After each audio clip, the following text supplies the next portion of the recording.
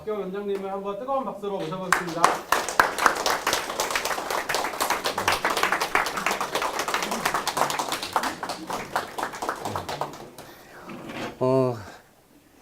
사랑하는 이제 제자가 이번 여름에 합류를 하게 됐습니다. 그래서 천군 만마를 얻은 듯한 그런 기분이에요. 사실은 이제 분당에 있을 때는 이런 콘서트, 아니 설명회가 1년이면 한 10여 차례 이상 있었어요, 항상. 근데 지금 제가 8년 만에 마치 이렇게 데뷔를 한 듯한 그런 느낌이 듭니다. 그래서 약간 긴장이 되고 굉장히 떨려요. 명색이 스피치 강사인데 애들한테는 떨지 말고 열심히 하라고 그러고 본인이 막상 서보니까 만만치가 않네요. 그래서 만약에 제가 한 5분 정도는 좀 이제 부들부들 떨거나 얼굴이 빨개져도 마음속으로 힘내라 이렇게 한번 해주세요. 저기 이제 1차로 오늘 4가지 주제를 가지고 이야기를 하는데 첫 번째 주제가 이제 학교 선택입니다. 그 전에 어떤 주제를 다루든 간에 제가 항상 설명회 때마다 2가지를 이렇게 좀 공감을 해야 이 설명이 좀 원활한 것 같아서 오늘 또 이 2가지 주제를 먼저 한번 꼽아봤어요. 교육의 왕도 읽어보시면 첫 번째가 존중해주기, 그 다음에 믿어주기, 기다려주기. 많이 들어보셨죠? 예, 누가 한 이야기인지는 저는 잘 모르겠어요. 근데 정말 교육의 왕도는 없다고 하지만 이 3가지로 너무나 잘 압축을 해주셨는데 혹시 제가 묻고 싶어요. 여기서 나는 내 아이를 온전히 존중해준다. 학부모님, 저기 한 분 들었네요. 예. 저는 없는 줄 알았어요. 근데 가끔가다 우리 아이들한테 이렇게 물어보면 있어요. 그러면 그걸 어떻게 확인할 수 있냐? 집에 갔더니 엄마가 혹시 너희들 잔소리가 아예 없는 아이 한번 손 들어봐. 이렇게 그러면요 대부분의 애들이 손을 들지 못하는데 가끔씩 이제 이렇게 아이들이 나와요. 저는 지금까지 잔소리 한 번도 들어보지 않았다. 이렇게. 그 다음에 나는 내 아이를 온전히 믿어준다. 이번에는 상당히 많이 들었네요. 그 다음에 또 나는 온전히 기다려준다. 예. 3번, 3번 연속으로 들으신 분이 있는데요. 그 학부모님께서는 다행히 제 친구네요.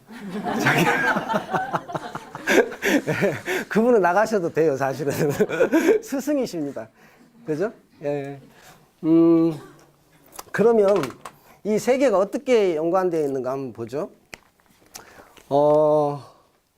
이게 믿어주고 기다려주는 데는 이 존중이라는 것이 전제가 깔리죠. 예.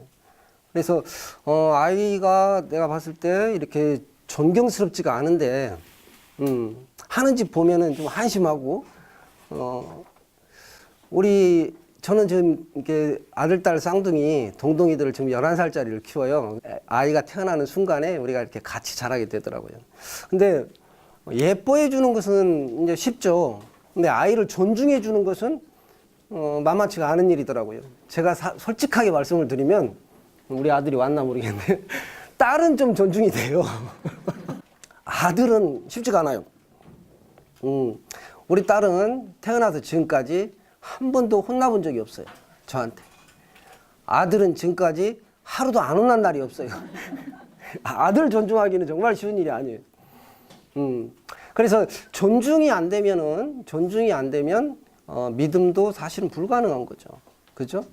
예. 그럼 믿음이 이제 믿지를 못하면 나중에 아까 학부모님 한 분 중에 2번 이게 존중과 믿음에는 손을 안 들었는데 기다리기에는 상당히 들었어요. 한 분이 아니라. 예. 그건 기다리는 게 아니고 버티는 거죠. 대책이 없으니까. 그렇죠? 예, 그래서 저는 이제 매번 설명회 때마다 우리 학부모님들이 입맛이 이제 구미가 당길 만한 미끼를 좀 던져요. 학교 선택하는 법 가르쳐 줄게요. 네. 공부 잘하는 법 가르쳐 줄게요. 이렇게 해놓고 실제 하고 싶은 이야기는 항상 똑같아요. 바로 이 존중의 문제. 예, 바로 이 자존의 문제가 알파 오메가고 시작과 끝이다. 예, 첫 단추고요. 이게 안 풀리면은 결국에는 평생, 이건 제 경험담이기도 하지만 우리도 모르게 그 심리학에서 혹시 이야기하는 이 자아라는 개념 있잖아요. 이게 굉장히 좀 이렇게 종교마다 다르고 또 심리학마다 다르고 학문, 철학, 모든 분야에서 이 자아라는 개념에 대해서 굉장히 혼선을 많이 갖고 있죠. 서로 각기 다르게 해석해 버리죠. 쉽게 이야기하면 나인데 나에 대한 개념 자체가 판이에요, 해석이. 근데 이 부분이 생뚱맞은 이야기 같지만 제 경험으로 보면 후에마이가 해소가 안 된 상태에서는 공부건 뭐건 그냥 비비 꼬이게 돼 있다. 아무리 애를 써봐야. 그래서 이 부분은 조금 얕은 수준에서라도 조금 저마다 종교도 다르고 이렇게 자라온 환경도 틀리고 그래서 서로 다르게 이제 우리가 개념을 갖고 있겠지만 얕은 수준에서라도 공감대를 좀 형성을 해내야만 나머지 문제가 좀 풀릴 것 같아요. 그러면 존중이 안 되는 이유는 뭘까? 저는 바로 우리 나라는 개념이 삼중구조를 갖다가 그 이해를 하느냐 마느냐. 지금 이제 지천명을 어느덧 넘긴 나이가 됐어요. 여기 형님도 계시고 어르신도 계시고 그러는데 저도 어느덧 이제 하는 사이에 나이 50이 넘었어요. 예, 50이 넘었는데 이 시점에서 생각해 보니까 왜 어릴 때 조금 빨리 이걸 좀 가르쳐 주면 얼마나 좋을까.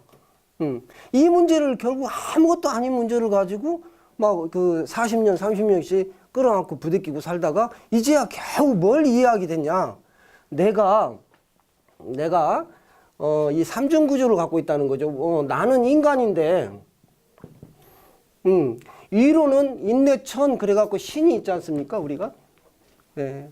이로는 신. 아버지와 나는 하나다. 예, 저는 교회는 잘 안 다니지만 가장 위대하고 멋진 이렇게 선포였던 것 같아요. 아버지와 나는 하나다. 그 다음에 인내 수는 있나요? 짐승. 예. 원래는 중생에서 나왔죠. 예. 모든 이렇게 머리가 달리고 숨쉬는 생명체는 전부 다 중생이죠. 짐승. 그리고 이 삼중구조, 이게 내가 이 집합체라는 것을 갖다가 이해하기까지가 이렇게 많은 시간이 걸렸을까? 이걸 이해하지 못하게 되면은 계속해서 뭐가 싹트게 되냐? 위로 향할 때는, 내 시선이 위로 향할 때는 상당히 고상한 자아관념을 갖게 되는데, 내가 결국에는 이 영과 혼, 그 다음에 육인데요. 이 육신이 하는 짓을 보면 한심해요, 솔직히. 얘는 탐진체에서 벗어날 수가 없죠. 탐욕과 분노와 진노. 붓다가 이야기했던 거기서 벗어날 수가 없고, 그 다음에 우리 3대 본능에서 또 벗어날 수가 없어요. 예, 그러다 보니까 우리는, 사실은 짐승만, 인간이라는 게 너무, 자, 시지프의 신화처럼 너무 고달픈 게 뭐냐면, 깨끗해서 신의 자리까지 바위를 이렇게 굴리고 올라가는데 또 어느 순간 와그르르 무너져 갖고 내가 하는 짓을 보면 한심하고 이런 걸 갖다가 이제 너무 많이 되풀이다 보니까 뒤죽박죽인 자아관념을 갖게 된다. 그래서 어느 한쪽을 자꾸 부인하려고 그래요. 어느 한쪽을. 무신론자들은 이걸 끊어버리려고 그러고 신이 이간디 이러면서 봤어? 이러고요. 예. 그리고 또 한편으로 하면은 나는 개요 막 자기를 너무 또 비하하고 나는 개이면서 신이다까지를 포용하기 전까지는 인생 고달플 수밖에 없다는 것을 제가 절실하게 느꼈어요. 제가 이게 보편적인 내 몸과 마음이 그냥 그 우주에서 만들 때 그냥 보편적인 어떤 성분으로 만들어졌다면 내가 그랬다면 남들도 거의 비슷하다. 그래서 왜 존중이 안 되냐? 내 아이가 짐승으로는 안 보여도 인간으로 보이니까. 내 아이가 인간으로 그러니까 내 몸으로 난 고깃덩어리로 보이는 순간 존중은 물 건너가는 거예요. 그렇지 않나요? 저 안에 저 깊은 내면에 여기 있다 저기 있다 찾지 말라 하늘나라는 너희 안에 있느니라고 오늘 일요일이라 좀 어울리네요. 하늘나라는 너희 안에 있느니라. 예, 예수께서 이렇게 선포하셨지 않습니까? 저는 그 말을 받아들여요. 내 형상이, 내 육신이 아무리 추운 생각을 하건 내 몸이 어떤 짓을 하건 간에 이 껍데기를 다 벗고 가면을 벗고 나면은 드러나는 게 뭐냐? 네, 바로 이 신이다. 네. 그러면서 이제 혹자는 그러면 신이 어디에 있냐? 그랬을 때 이제 그 어떤 그 선배들은 이제 그런 이야기를 해줘. 자, 너 봐라. 너라는 이 존재의식이 신이다. 알아차림, 의식이 있는데 아무 생각이, 그러니까 이거는 한마디로 말해서 이 마음이지 않습니까? 마음은 이 생각과 이 감정인데요. 이게 이게 딱 중지를 하는 순간에 우리 짐승들은 잠에 빠져들죠. 우리 도리는 하루에 강아지가 18시간을 자요. 생각만 딱 끊어지면 잠에 들어갑니다. 강아지 키워보신 분들은 다 알 거예요. 걔네들이 잠편들입니다. 근데 이 생각과 감정이 딱 끊어졌는데도 내가 영롱하게 의식이 있는 그 상태, 이게 예수께서 이야기했던 아버지와 하나다. 그걸로 연결이 안 돼 있으면 무얼 근거로 아버지하고 하나다고 하겠냐. 그래서 내 아이가 제가 이제 10여 년 전에 쓴 글에 내 아이가 신이라면 이라는 글을 한번 써봤어요. 그때부터 이제 고민이 꿈틀거렸던 시기예요. 어떤 고민이냐? 이 나라 교육 이거 이대로 되겠는가? 저는 전제부터가 틀렸다. 우리 아이들을 갖다가 한마디로 말해서 그러니까 우리가 소위 말하는 중비리, 막 고비리 막 그러지 않습니까? 예. 아이들을 갖다가 신이라고 이렇게 전제로 깔지 않은 그런 교육은 전제부터가 틀려버렸다는 거예요. 그러면 이 신의 속성이 뭐냐? 이 신의 속성이, 온전한 체험은 안 했지만 약간 일별은 한번 해본 적이 있는 것 같아요. 우리가 잠깐 언뜻 봤다 그랬죠. 예. 우리 누구나 다 그런 그런 경험은 했었을 거예요. 잠깐 어떤 신성한 상태를 좀 체험해 보는 거. 그게 지속적으로 오래 가주면 참 좋은데 가끔 가다가 이렇게 와이파이 끊기듯이 끊겨요. 신과의 연결이. 그래서 이게 그때 이 신의 상태로 들어갔을 때 우리가 명상이나 기도를 통해서 들어가 보면 이제 느낄 수가 있는 게 뭐냐? 정말 하나도 거짓이 없더라고요. 경전은 뭐냐면은 무한한 기쁨, 그 다음에 무한한 사랑, 능력. 조금 이따 몰입 이야기를 하실 텐데요. 할 텐데 그 몰입이라는 개념이 저는 다른 거 아니라고 봐요. 여기서 나의 어떤 인간적인 잡념들이 싹 가라앉았을 때 등장하는 게 바로 신이다. 그래서 몰입하면은 무한한 능력이 나와버리는 거죠. IQ 43의 라이언의 기적을 보면요, 몰입이 일어난 거예요. 그 아이는 서울대는 100위 안에도 못 들어간다는데, 세계 아틀랜틱 플로리다 주립대학은 굉장히 유명한 세계적인 대학이래요. 그 대학을 IQ 43짜리가 수학과를 수석으로 입학해서 수석으로 졸업합니다. 3년 만에. 그런 아이들의 특징이 뭐냐? 지금까지 우리가 계속 지금 잡아왔던 공부는 노력과 이 머리로 하는 거다라는 이 낡은 개념들이 와그로 무너뜨리죠. 그런 친구들이 등장하면서. 그래서 지금 IQ 검사나 이런 것들이 싹 사라져 버렸지 않습니까? 안 맞죠. 그 다음에 이제 IQ가 안 맞으니까 뭐가 등장해요? EQ. 아마 감성은 좀 공부하고 어울릴 거야. 안 맞죠. 옆에 보면 여러분 진짜 감성 메마른 애들, 그죠? 우경우. 그런 애들 한둘이 아니에요. 그러면 이제 그것도 안 맞으니까 없애놓고 뭐가 등장하죠? AQ. 역경지수. 누가 엉덩이가 더 무겁나. 그래서 공부는 엉덩이로 하는 거란 슬픈 신화도 등장하지 않습니까? 이런 어떤 무지한 것들이 깨져버린다는 거죠. 라이언 카샤나 이런 애들이 다 증명을 해줘버린. 그래서 이 자리에서 저는 그래요. 이게 이 무한한 능력으로 가는 그 조건이 있는데, 그게 뭐냐면 우리는 절대로 부인할 수 없는 사실, 제가 딱 하나만, 두 가지밖에 몰라요. 확신할 수 있는 건 뭐냐면 첫 번째는 내가 이 삼중구조로 되어 있다는 거. 이걸 이해하면요, 어떤 이점이 있냐, 인간관계에서 손가락질 멈추게 돼요. 예, 인간관계에서 그 다음에 어떤 게 다가오냐면 온전한 어떤 100% 자기 책임, 책임이 자유다라는 개념을 이해하게 됩니다. 그래서 내가 이런 구조로 되어 있듯이 저 친구가 보여주고 있는 또는 우리 동생, 우리 형이 보여주고 있는 모습이 껍데기였다는 거, 그들의 실수나 이런 것들이 이해하게 되죠. 자, 그러면 지금까지 계속 이렇게 밝혀진 사실 중에 두뇌 과학자들이 밝혀낸 사실 중에 가장 위대한 것이요, 저는요 그거 같아요. 희망이 있죠. 우리가 이 500만 년 진화의 산물이래요. 이 두뇌가. 예. 그 무슨 말입니까? 예. 슈퍼 버전이라는 거죠. 불가능이 없는. 저는 IQ가 좋아. 저는 IQ가 150이야. 너무 웃긴 이야기예요. 뭐냐면, 인간을 측정하겠다는 것 자체가 신의 능력을 측정하겠다는 아주 발칙한 짓입니다. 그가, 누가 내 새끼를 능력이 이만큼이라고 평가를 해도 그거 무조건 틀린 거예요. 예, 그 이상이죠. 예.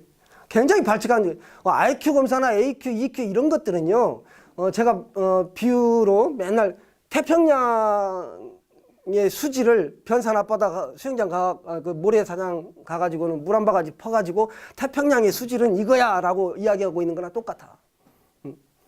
어림도 없는 짓거리들이 자꾸 됩니다. 그래서 이제 아이들이 어떤 생각을 하게 되냐면, 제가 여기서 부모가 나를 어떤 존재로 보는가, 이게 왜 그렇게 무섭냐.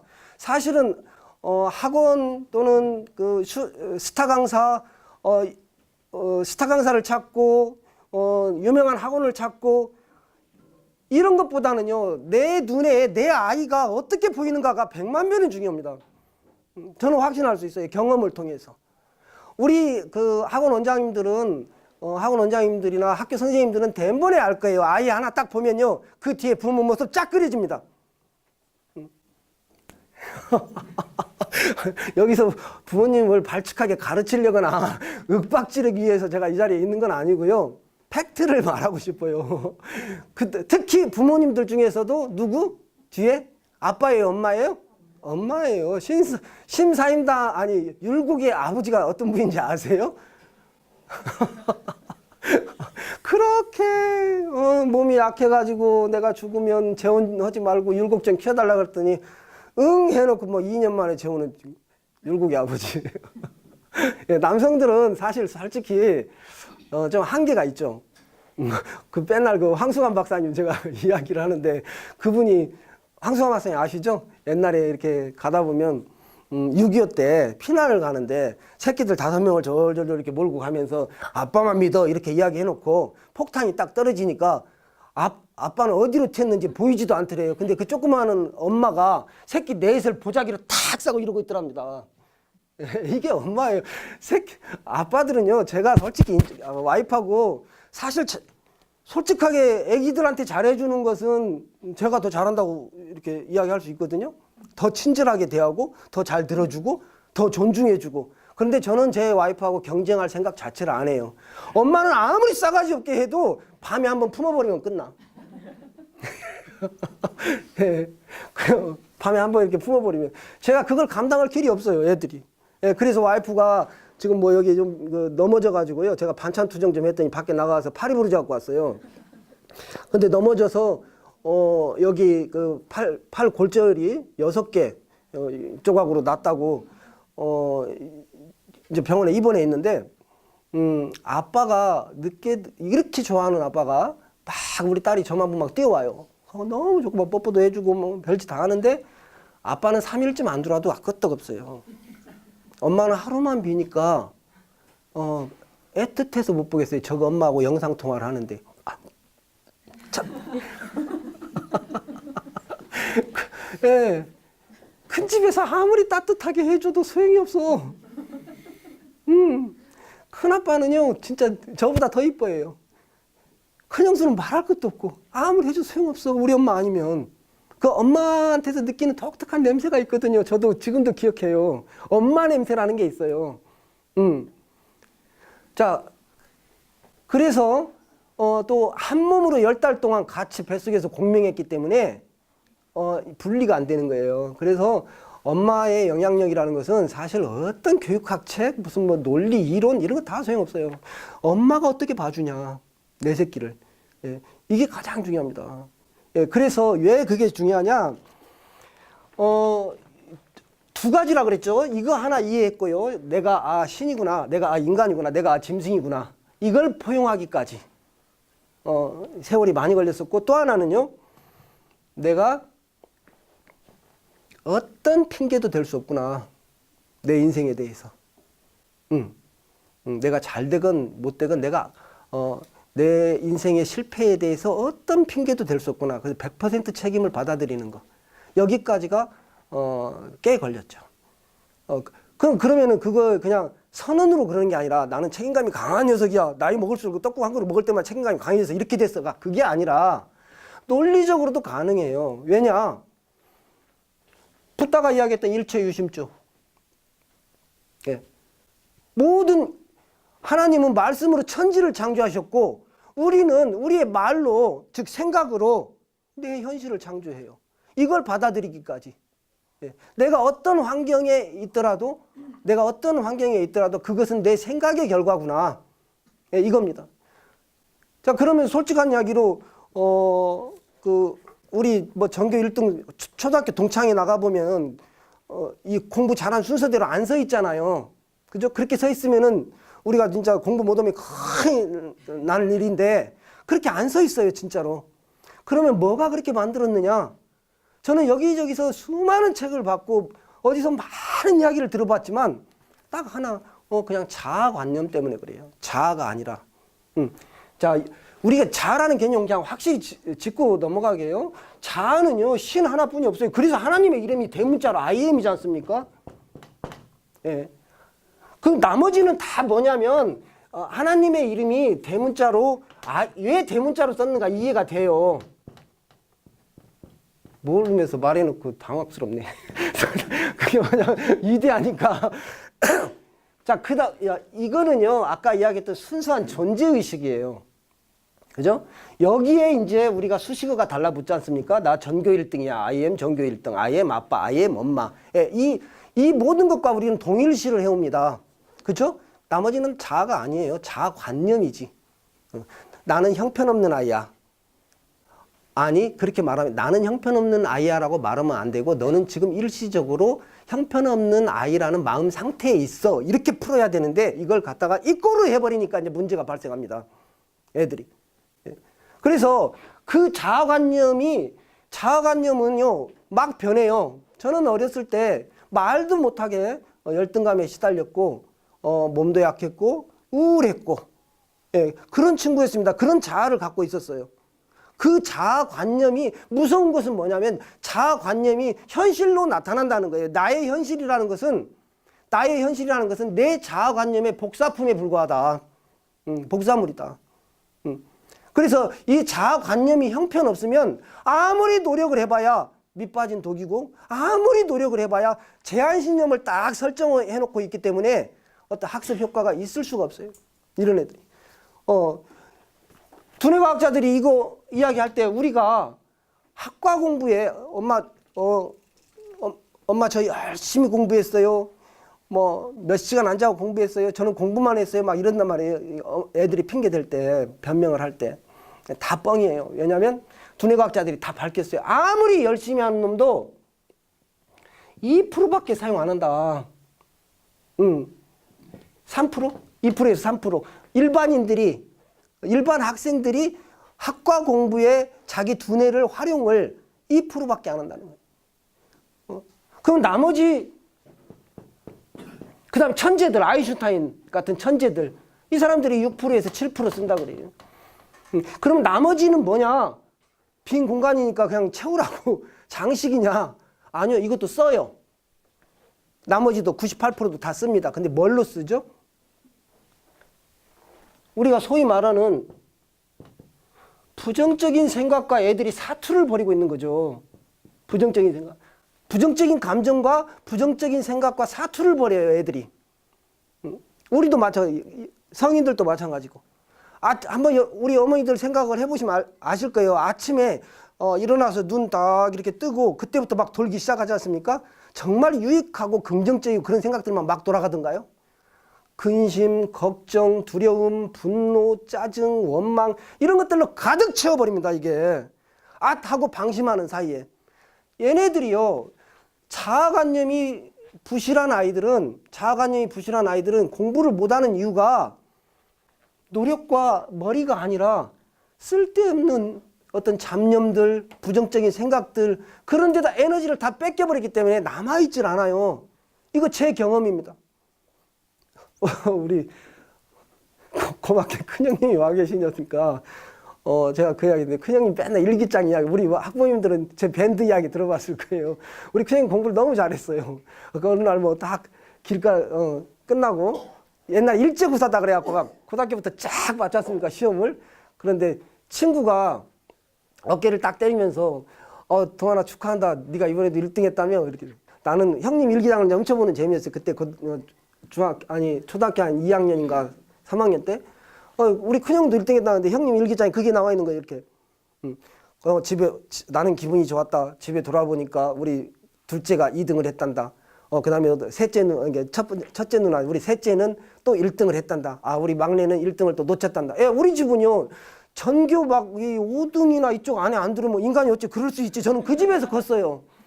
근데 저도 뭐 한 5손가락, 10손가락, 또 20손가락 안에는 들어갔는데 항상 뒤에서 정말 공부를 못하는 그 막둥이의 비애는 굉장히 컸고요. 그런데 저는 제가 원인을 정확하게 알아요. 뭐냐면 자아관념이 빈약했어요. 자아관념, 부정적인 생각이. 그런데 이게 고정되어 있어 버렸다. 그러면 자아관념이기 때문에 변할 수 있는 거예요. 이게 나는 변하지가 않죠. I am 대문자는. 근데 그 뒤에서 나는 형편없는 아이야. 그렇게 바뀌면 소문자로 얼른 바뀌죠. 이게 하나님에 대한 모독이니까. 그래서 이 자아관념은 고정불변의 법칙이 아니기 때문에 우리 속담은 참 기가 막힌 속담들이 있죠. 애기 10번 된다. 그렇지 않습니까? 바뀌어요. 자꾸. 그런데 초기에 중학교 한 1, 2학년 때까지는 내가 스스로 형성해 가는 게 아니라 엄마들이 만들어줍니다. 아빠들이 만들어줘요. 그 자아관념을. 그래서 한계에 나를 가두고 있는 엄마는요, 내 아이에게 그 한계를 투사시킵니다. 우리가 돈을 못 물려주는 것은 전혀 부모로서 부끄러운 일이 아니에요. 저는 많이 벌어도 한 푼도 안 줄 거예요. 우리 아들한테. 그건 부끄러운 일이 아니에요. 그런데 나의 부정적인 생각을 물려줘 버리는 거. 이거는 굉장히 끔찍한 일이죠. 이 단절이 얼마나 힘드냐면 칼 융이 오죽했으면 위대한 단절이라 그랬습니다. 위대한 단절. 우리 아버지가 굉장히 그 존경스럽게 존경을 받을 만하게 칭송을 받을 만하게 교직 생활을 하신 분이에요. 진짜 털어서 먼지 전혀 안 나게 아이들에게 미치셨던 분. 우리 자식 3명한테 참 교직이라는 것은 너무 훌륭한 직업이다. 아들 셋 중에 한 명은 교사가 되어야 되지 않겠냐. 셋 다 너! 왜? 엄마와 가정을 잘 못 돌봤다고. 어린 나이에는 몰랐어. 우리 아버지가 얼마나 위대하신 분인 줄을. 아버지는 애들한테 빠져 있어요. 저 용화국민학교라고 지금 폐교된 학교에 그 시골 학교 같은 데 가면은 시골의 애들을 보고 그렇게 감탄을 해요. 그러면 너무 안쓰럽대요. 얘네들의 자존감을 어떻게 세워주지? 마라톤을 시키자. 그래갖고 전교생 몇 명 되지도 않는 애들을 전부 다 마라톤 선수를 시켜서 동초등학교 그때 뭐 3,000명이 넘어가는 학교에서 뽑은 마라톤 선수들하고 시합을 시켜갖고 우승기를 뺏어와요. 그러면 그 과정에 우리 엄마는 어떻게 죽어나냐? 아버지는 항상 우리 어머니가 교감 선생님이었을 때까지도 우리 어머니는 수건으로 얼굴을 가리고 사방공사 같은 거 막일 있죠. 정부에서는 그 일을 하셔야 됐어요. 아버지가 무슨 듬뿍도 뭐 떼고 주는가 봐요, 월급을. 그러니까 그때도 천 이렇게 갖다가 툭 던져주면서 우리 어머니한테 애들 운동복 만들어. 그 어머니 또 제복도로 팍. 우리 애들이 요새 겨우 이틀에 빵 하나씩 먹어갖고는 힘을 못 쓰는 것 같은데 닭 잡으라고. 예, 그러셨던 분이에요. 우리 전부 다 노예했죠. 아버지의 삶이 위대한지 몰랐어요. 엄마 고생만 시켰다고. 우리 어머니는요, 이 얼굴을 가리고 간 이유가 아버지가 선생님인 사모님이라는 것이 부끄러워서 그런 게 아니라 아버지에게 누가 될까 봐서 그래. 그게 우리 어머니였어요. 가만히 있어. 내가 가슴이 찡하다가 또 주제를 실종당하고. 뭔 이야기를 하려다 그래. 아무튼 우리 엄마들이 그냥 제가 이렇게 그 강의 감각을 잃었다 보니까 어떤 실수 같은 경우에 자꾸 했냐면 우리 그 학부모 기자단에서 그 우리 강의 신청이 들어왔어요. 저한테 강의를 좀 해달라고 얼마 전에 그때가 한 6월 달인데 하브르타 교육에 대해서 강의를 좀 해달라 이런 교육이 들어왔는데 좋다고 가놓고 세상에 뒤돌아서 끝나고 나보니까 하브르타 이야기를 한마디도 안 한 거예요. 그래서 이번에 밴드에 초청하면서 학기단에 밴드에다가 초청도 못했어요. 너무 미안해서. 근데 이유가 있었거든요. 그럼 그 말이 양이라도 구해야 될 거 아닙니까? 내가 하브르타에 대해서 강의를 할 수가 없는 이유. 저는요, 교양과 관념의 유의로 끝나는 강의나 책을 안 좋아해요. 내가 나를 변혁시켜야 돼요. 이 자리에서도 우리 아이들 때문에 어머님들 오세요 해놓고 얘 어머님들 이야기로만 몰고 가냐. 내 아이에게 문제가 있다고 생각하는 순간 교육은 끝나거든요. 그렇죠. 대책이 없어요. 이제 아까 말한 대로 존중하기, 믿기, 기다리기 해서 이제 버티기만 남은 거예요. 내 아이 보고 있어야죠. 계속. 내가 할 수 있는 일에 집중하자는 거였어요. 하브르타 우리가 냉장고나 어떤 그 자동차 같은 수입품은 핀란드 것이 좋대. 그럼 갖다 쓸 수가 있죠. 근데 어떤 교육 시스템이나 교육 제도, 저는요, 이제 이런 책들은 그만 지양해야 된다고 보거든요. 우리도 핀란드와 같은 교육을 하자, 뭐 이런 거. 교육 시스템이라는 것은 한 나라의 어떤 총합체입니다. 역사와 문화. 그렇죠?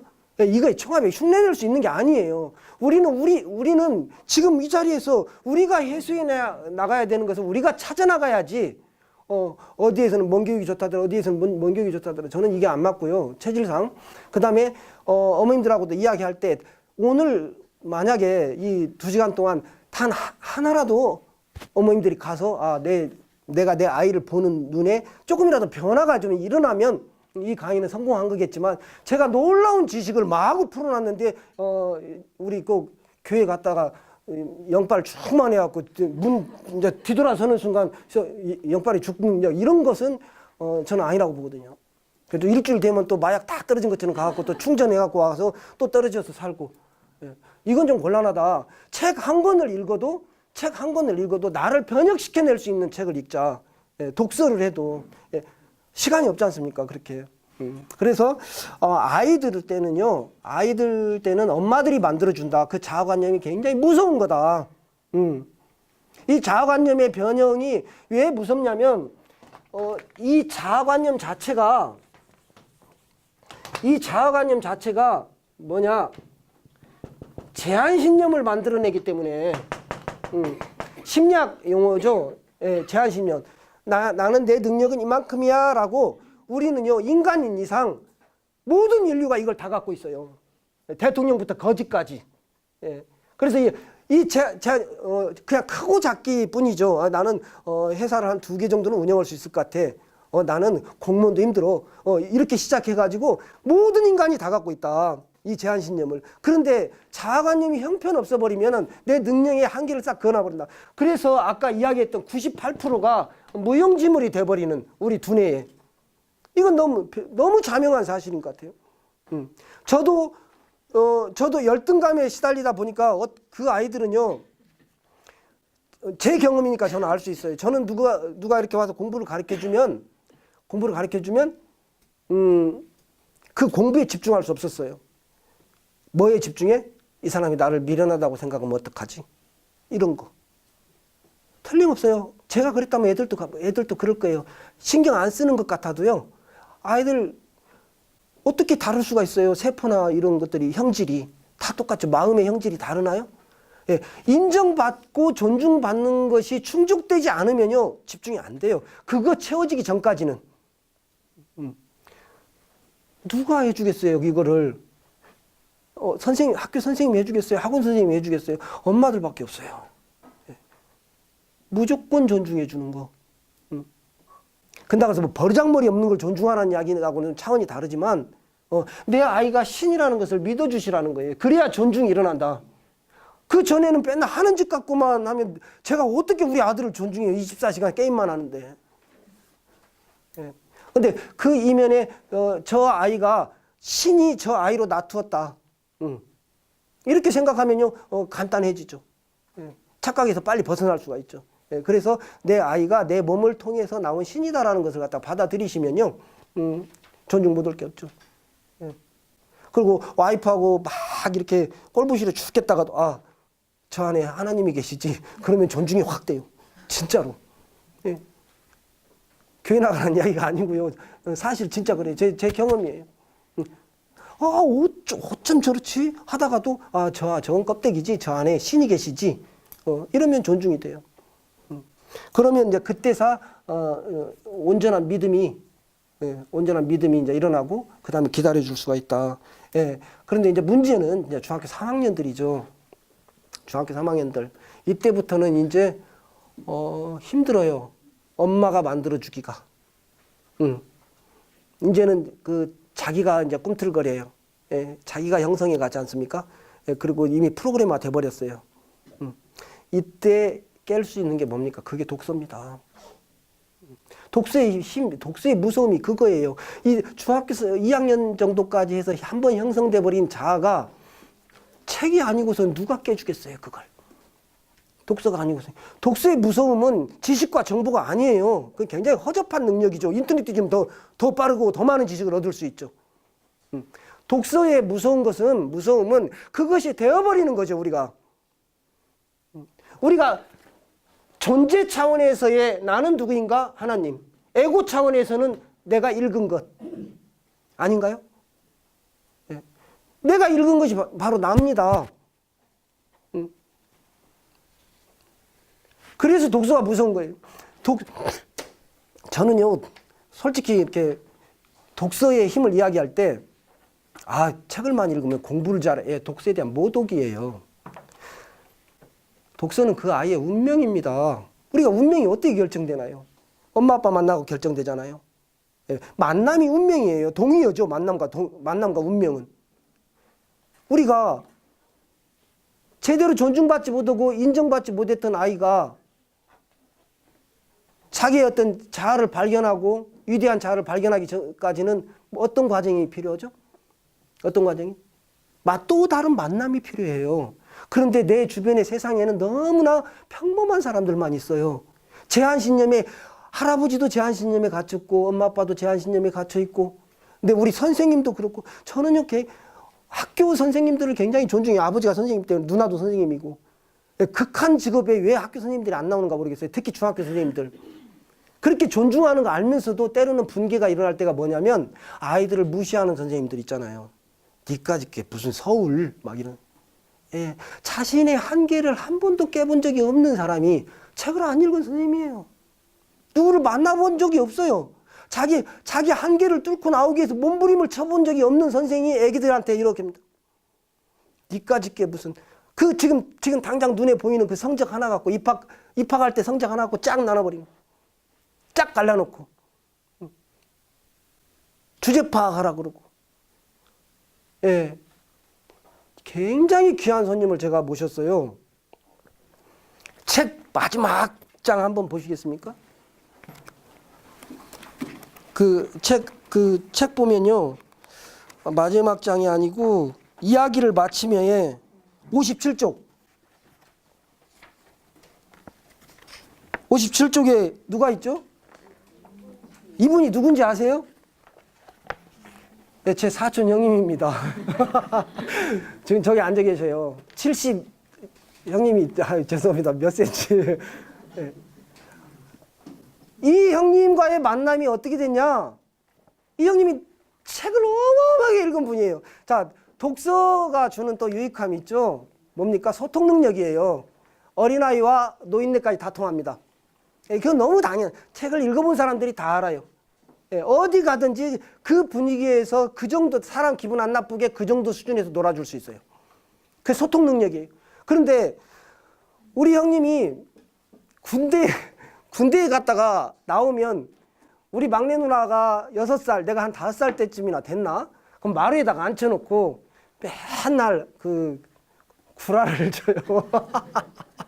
뻥을 쳐요. 야, 이리 와, 여기 만져봐.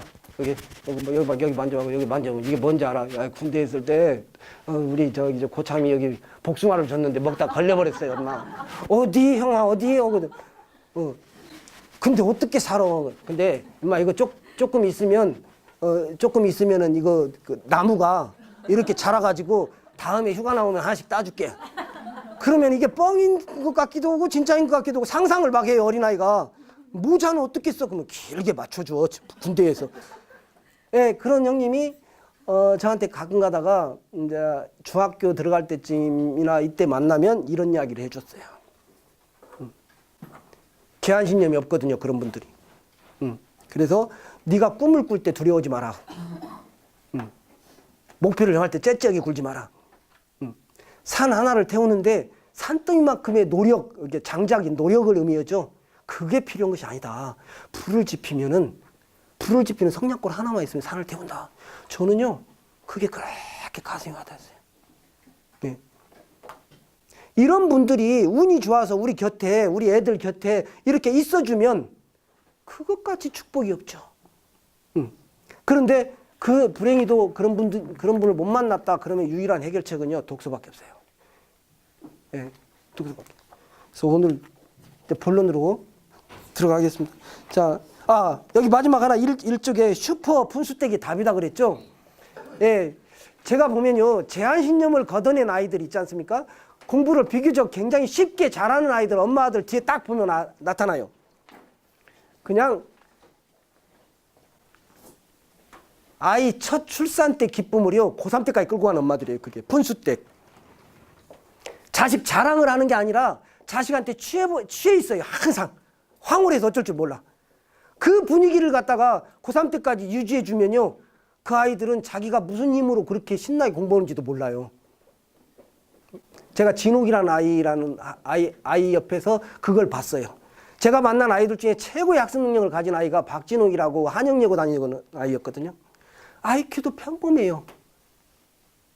110인가? 그냥 그 정도. 두드러진 게 하나도 없어요. 근데 그 아이가 굉장히 권위가 있는 두 개의 경시대가 있거든요. 경제경시하고 법과사회 경시인데 대원여고 애들 잔치예요, 그게. 근데 거기서 걔가 개인전에서 대상을 받고, 그때는 묶어서 했는가 봐요, 또. 예. 단체전에서도 한영여고가 우승해버린. 기염을토했던 얘기죠. 처음에 저는 그 아이가 그렇게 놀라운 아이인지 몰랐다가 딱 2, 3일 지나서 뭘 알게 됐냐. 예. 이 내면에 뭔가 꿈틀거리고 있는 걸 봤어요. 뭐죠? 고요하게 안정돼 있어요, 애기가.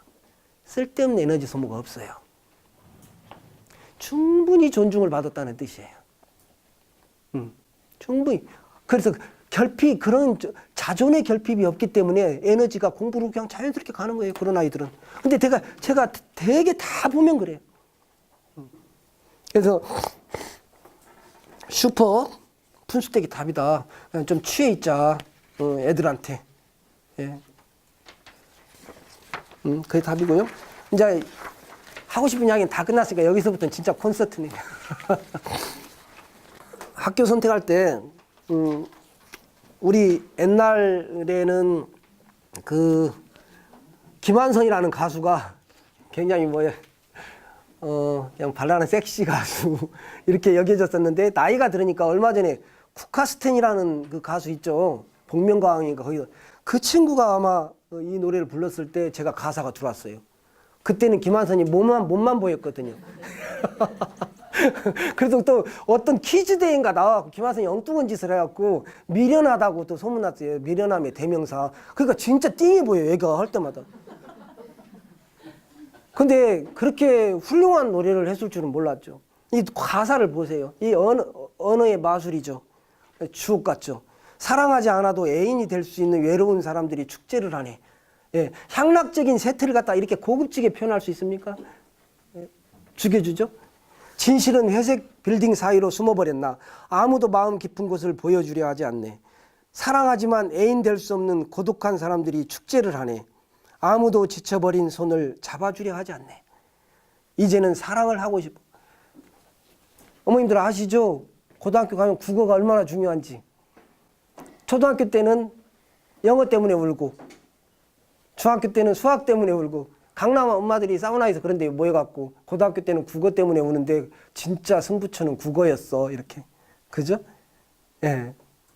오늘 국어 실력을 한번 테스트 해보겠습니다. 어머님들. 여기서 시적 화자는 연세가 어느 정도 됐을까요? 시적 화자. 여기서 이 이야기를 하고 있는 시적 화자가 20대 후반 정도 철모를 때 같아요. 그죠? 근데 이제 문제가 이런 식으로 나와요. 뭐냐면 시적 화자를 통해서 느낄 수 있는 문제의식은 무엇인가? 이렇게. 이거야 이제 드러난 거니까 좀 제껴놓고요. 저는 조금 더 파고 싶어요. 호기심이 강해서 시적 화자의 문제점은 뭐냐? 이렇게 묻고 싶어요. 시적 화자의 문제점은. 어젯밤에 밴드에 올려놓고 한번 곰곰이 생각해보니까 시적 화자의 문제점은요. 저는 안 그런 것처럼 손가락질하고 있잖아요. 이렇게. 사람들은 그런다고. 이렇게. 예, 사람들은. 예, 이게 우리의 함정이에요. 예, 100% 책임을 지지 못하는. 예, 그러면서 어떤 아이 문제가 발생했을 때 우리가 살짝 빠져갖고 내 아이가 왜 이런지 모르겠다고. 예, 이게 습관처럼 계속 진행이 되죠. 예, 이 손가락을 이렇게 하다가 이렇게 향하지 않으면 우리가 답이 없어요. 버티기밖에 이제 기다려야죠. 그렇죠? 예, 손가락을 나한테 이렇게 향할 때 올 수가 있다. 그리고 학교 선택을 하는 데 있어서 솔직히 정읍에 몇 개나 된다고 너무 고마워요. 우리 어머님들이 이런 주제 가지고도 이렇게 와주신 게 정말 사랑스럽고 고맙습니다. 정읍에 몇 개나 되는 학교가 있다고 여기까지 찾아오셨을까. 예, 예, 너무너무 고마워요. 그런데 저는 이제 선택을 할 때 이 과정에서 이것도 모든 걸 교육으로 삼자. 아이들한테 어떻게 이걸 가르쳐 주자. 네가 삶이 선택 자체란다. 선택 기로에 섰을 때 이런 원칙을 갖고 살아가면 어떻겠니? 이렇게. 예, 그래서 학교 같은 경우에는요. 제가 봤을 때 분명히 어떤 우리가 시스템과 구조의 차이가 있어요. 그게 너무 현격할 때는 시스템을 따라가야죠. 그런데 이렇게 시스템이 고만고만 도토리 상수리만 할 때 이때 원칙이 사람을 따라가라. 사람을 봐라. 그 안에 소속해 있는. 예. 교장 선생님이 어떤 분인가. 예. 내 아이의 담임이 아니더라도 그 학교의 사명감을 가지고 열정적이고 헌신적인 선생님들이 몇 분이나 있는가를 살피면 됩니다. 내 아이한테 어떤 혜택을 줄 수 있지, 이 기준은 버리세요. 치졸하지 않습니까? 네. 여기 제가요 어제 우리 밴드에 올려드린 글이죠. 어떤 아이가 와서 하도 어머님들이 저한테 배영고등학교를 가야 돼요, 호남고를 가야 돼요, 서영고를 가야 돼요, 여기를 가야 돼요, 저기를 가야 돼요, 자꾸 물어보시니까 제가 뭘 아나요. 그래서 우리 애들 데리고 야, 너희 학교 괜찮니? 너희 학교 괜찮니? 이렇게 물어보니까 한 아이가 선생님, 동동이들은 저희 학교 절대 보내지 마세요. 왜? 차별이 너무 심해요. 근데 제가 그때 깜짝 놀랐던 게 이 아이가요, 탑인 아이예요. 예. 전교 3등 밑으로 떨어져 본 적이 없는 아이. 학교에서 그냥 깨진 신주단지 모시는 것처럼 모시는 아이예요.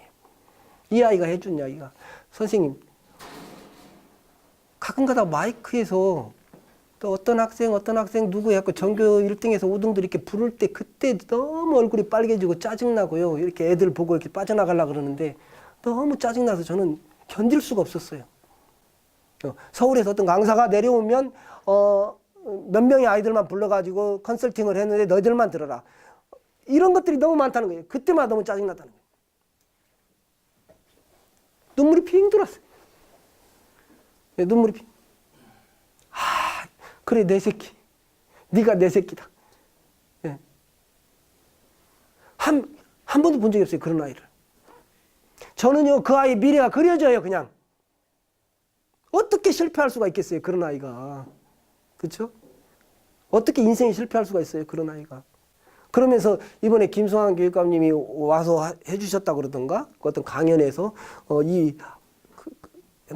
우리 와이프가 김성환 교육감님한테 취해가지고 와서 김성환 교육감님 시도 잘 푸시고 막 이 이야기를 했었나요? 응, 했었어요. 예. 아프리카의 애들한테 초콜릿 들고 가가지고 이렇게 저기 어디 뭐 나무 뒤 돌아와서 1등으로 돌아오는 때한테 그 초콜릿 주겠다고 하니까 10명이 손잡고 뛰어버려. 눈물 나잖아요. 우리가 왜 여기서 가슴이 찡한가요? 우리 가슴 속에는 그게 있단 말이에요. 나 혼자 잘 먹고 잘 살라고 하는 데서 나만 특별 대우를 받아 기분 그렇게 좋은 거 아니에요. 그렇죠? 우리 그 이야기 들을 때 찡한 이유는요. 우리가 다 같이 잘 살자는 생각을 갖고 있을 때 다 같이 행복하자는 생각을 할 때 우리는 뭔가 뭉클해져요. 행복해지고. 이걸 왜 이렇게 조져놓고 있어요? 무슨 편집 좀 해주세요. 해강반이 뭐예요? 천왕봉이 뭐고? 우리 때 이게 산업사회 분업화의 어떤 그 후유증이에요. 분업화의 후유증. 막 갈라놓는 거 있지 않습니까? 우리 어렸을 때 보면은요, 이 동네에 미친 사람이 한 2명. 그죠? 그 다음에 뭐, 안진뱅이 형아들하고도요, 이렇게 축구, 초등학교 가서 열심히 하고, 그냥 다 같이 살았어요. 문둥병 걸린 사람까지. 문둥병 걸린 사람은 집에서는 안 살아도 산 밑에서 살았잖아요. 그래갖고, 일요일날 엄마가 교회 가시면 그분들이 이렇게 와갖고, 이렇게 내밀면 쌀 퍼서 이렇게 줘야 돼. 나병 환자들 싹 모아다가 어디 소록도에다가 너희들의 천국이 당신들의 천국. 예. 이렇게 모아가지고 이리 보내고. 이게요 분업화의 상징이라니까요. 3S 있지 않습니까? 산업사회의 거대화, 집중화, 분업화, 표준화, 획일화 이런 것들이 상징이에요. 그게 막 침투해서는 안 되는 공학까지 돌아버린 겁니다. 교육 현장까지. 연구 결과에 의해서도요. 집안에서도 3대가 같이 살아야 제일 건강하다는 것이 밝혀졌죠. 할아버지, 아빠, 엄마, 애들. 예, 굉장히 튼튼한 집안이죠. 학교에서도요. 저 1등부터 꼴등까지 같은 반에다 몰아놔야 애들이 굉장히 건강하고 학습 능률도 더 낮고 저희 때처럼 호남고등학교에서 서울대 12명씩 보낼 수 있고 그러는 거예요. 갈라놓으면 어떻게 돼요, 얘네들? 또 거기서 경쟁을 하네. 이거 정말 화가 날라니까. 뭐 해강 A, B반 갈라놓고 거기서 또 책상 크기 다르다 그러고. 말이 됩니까? 우리 힘을 키워서요, 학교에다 압박 넣어야 됩니다. 그러지 말라고, 제발. 이 아이 뭐 얼마나 멋져요, 우리 애기. 선생님, 다른 아이들한테 미안했어요. 가서 그런 짓거리에 분개하는 선생님들이 몇 명인가. 예. 그리고 뒤에 그냥 테크니컬한 부분들은요, 이렇게 프린트 하나 더 있지 않습니까? 이 부분 간단하게 점검해 보시면 될 거예요. 그래도 대학에 내 애기한테 잘 맞는 시스템이 있는가. 이걸 보려면요, 뭐 간단하게 체크해 보면 되죠. 수시체제에 맞는 대입지도의 선택과 집중 전략이 있는가. 제가 되게 웃긴 게 수시체제는 뭡니까? 수능과 수시체제의 본질이 뭐죠? 초등학생도 알 수 있어요. 뭐냐? 학력고사 하나로만 올라와. 수능 하나로만 올라가. 자, 내장산 올라가는데 등산 코스가 이 길로만 올라와. 하나만 정해줬죠. 그런데 수시체제는 뭡니까? 너한테 맞는 길로 올라와. 이렇게 했는데 이걸 안 해줘요, 학교에서. 제가 여기에 맹세고 기도했습니다. 어느 누구도 비난하지 않으리라고, 비판하지 않으리라고. 그러나 이건 아이들의 현실 때문에 그러는 거예요. 뭐냐면 고등학교 1학년 입학해가지고 1학년 1학기 끝나면 아이들 성향이 어느 정도 다 드러나니까 그 아이한테 맞는 선택 코스를 만들어줘야 된단 말입니다. 가르마를 타줘야 돼요. 그게 다양한 입시 전형이 하도 많아서 아이들 숫자보다 더 많다 그러잖아요. 그렇게는 안 하더라도 최소한 굵직굵직한 등산로 몇 개씩은 타줘야죠. 뭐냐면 이게 펜이 조금 안 나오는 것 같아요. 내가 하도 열어놨나? 이거 있지 않습니까? 그냥 정시, 수시 크게 이렇게 구분이 되잖아요. 수시는 또 교과, 종합, 논술, 또 뭐 기타 뭐가 있나? 없어요. 예, 기타 이거밖에 없습니다. 이 네 개를 가르마를 못 타줘요? 그래서 여기다가 애들을 다 내전에다 몰살시켜요? 그래놓고 3학년 2학기 되면은 우리가 언제 그랬냐? 너 아이 내신의 혜택을 받아가지고 서울로 갈 아이들은요, 학생부 교과로 갈 아이들은 1점대 극초반이 아니면 안 됩니다. 학생부 종합에서 내신의 도움을 받으려면 1점대 중반이 아니면 명함 내밀 수가 없어요. 그런데 이 아이들을 갖다가 다 몰고 가요? 내신이 중요하다고? 이런 건 있을 수 있죠. 아, 우리 아이는 아무리 봐도 지방을 가야 돼. 가정 형편이나 또는 얘 봐갖고 지방대를 내가 꿈을 꾼다면 이게 맞아요. 내신에다 주력해 주는 게. 예, 수능 좀 잘하고. 그런데 서울을 좀 꿈꾸고 있는 아이한테 이게 길이라 그런다? 계속 이러실 겁니까? 진짜 학교에서? 저는요, 토론이라도 한번 해보고 싶어요. 그리고 제가 여기다가 뭐라고 이야기했습니까? 데이터를 갖고 와라.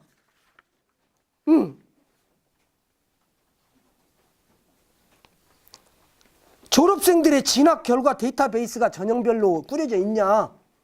이런 걸 내놓고 이야기를 하면은 이해가 된다 이거죠. 근데 아니라고 해놓고 왜 그럴까요? 저는요, 다른 이유 없다고 봅니다. 관리 차원이에요. 그냥 애들. 내 영향력 바뀌면 우리는 두려움을 느껴요. 선생님들 학교 교과잖아요. 그죠? 그냥 조금만 이렇게 이 세 개를 여기 와 있네 우리 학부모 중에 하나가 이 세 개를 갖다가 다 만족시켜 버릴 수 있는 애기들 슈퍼맨들이요 가끔가다 있어요. 이 세 개를. 근데 이게 세 개가 다 한꺼번에 감당이 안 됩니다, 애들이. 그러면은 일찌감치 가르마를 팍팍 타줘서 선택과 집중을 해주게 해야 되는데 동물나라 운동회하는 것 같아요. 오리한테 야 너는 이제 수영은 그만 됐으니까 이제 달리기를 한번 해봐라. 물갈퀴 찢어져갖고 수영도 못하는. 근데요 가끔 가다가 보면은 제가 어떤 곳에서 보이는데 이걸 완벽하게 소화해버리는 슈퍼애들이 있어요. 근데 그 아이들하고 내 아이하고 틀리면요 명확하게 잡으세요. 내 아이 코스가 어떤 코스인지. 예, 2학년 넘어가기 전에. 그래서 실패가 없는, 어떤 아이도 실패할 수가 없는 게 수시체제입니다. 뭐냐면 중학교 때부터 내가 수시체제의 본질이 학과를 빨리 정하고 주력 전형을 빨리 정하는 게 수시체제의 본질입니다. 그리고 그것과 관련한 책을 읽는 게 이 3박자가 수시체제의 본질이에요. 엉뚱한 이야기들 하지 말라고 하세요. 중학교 1학년 때부터 나는 의대 그랬으면은 그냥 의학과 관련한 좀 다양한 가끔씩 이렇게 양념을 좀 섞어가면서 의학과 관련한 독서, 의학과 관련한 테드, 예, 준비해 가는 겁니다. 그래서 걔가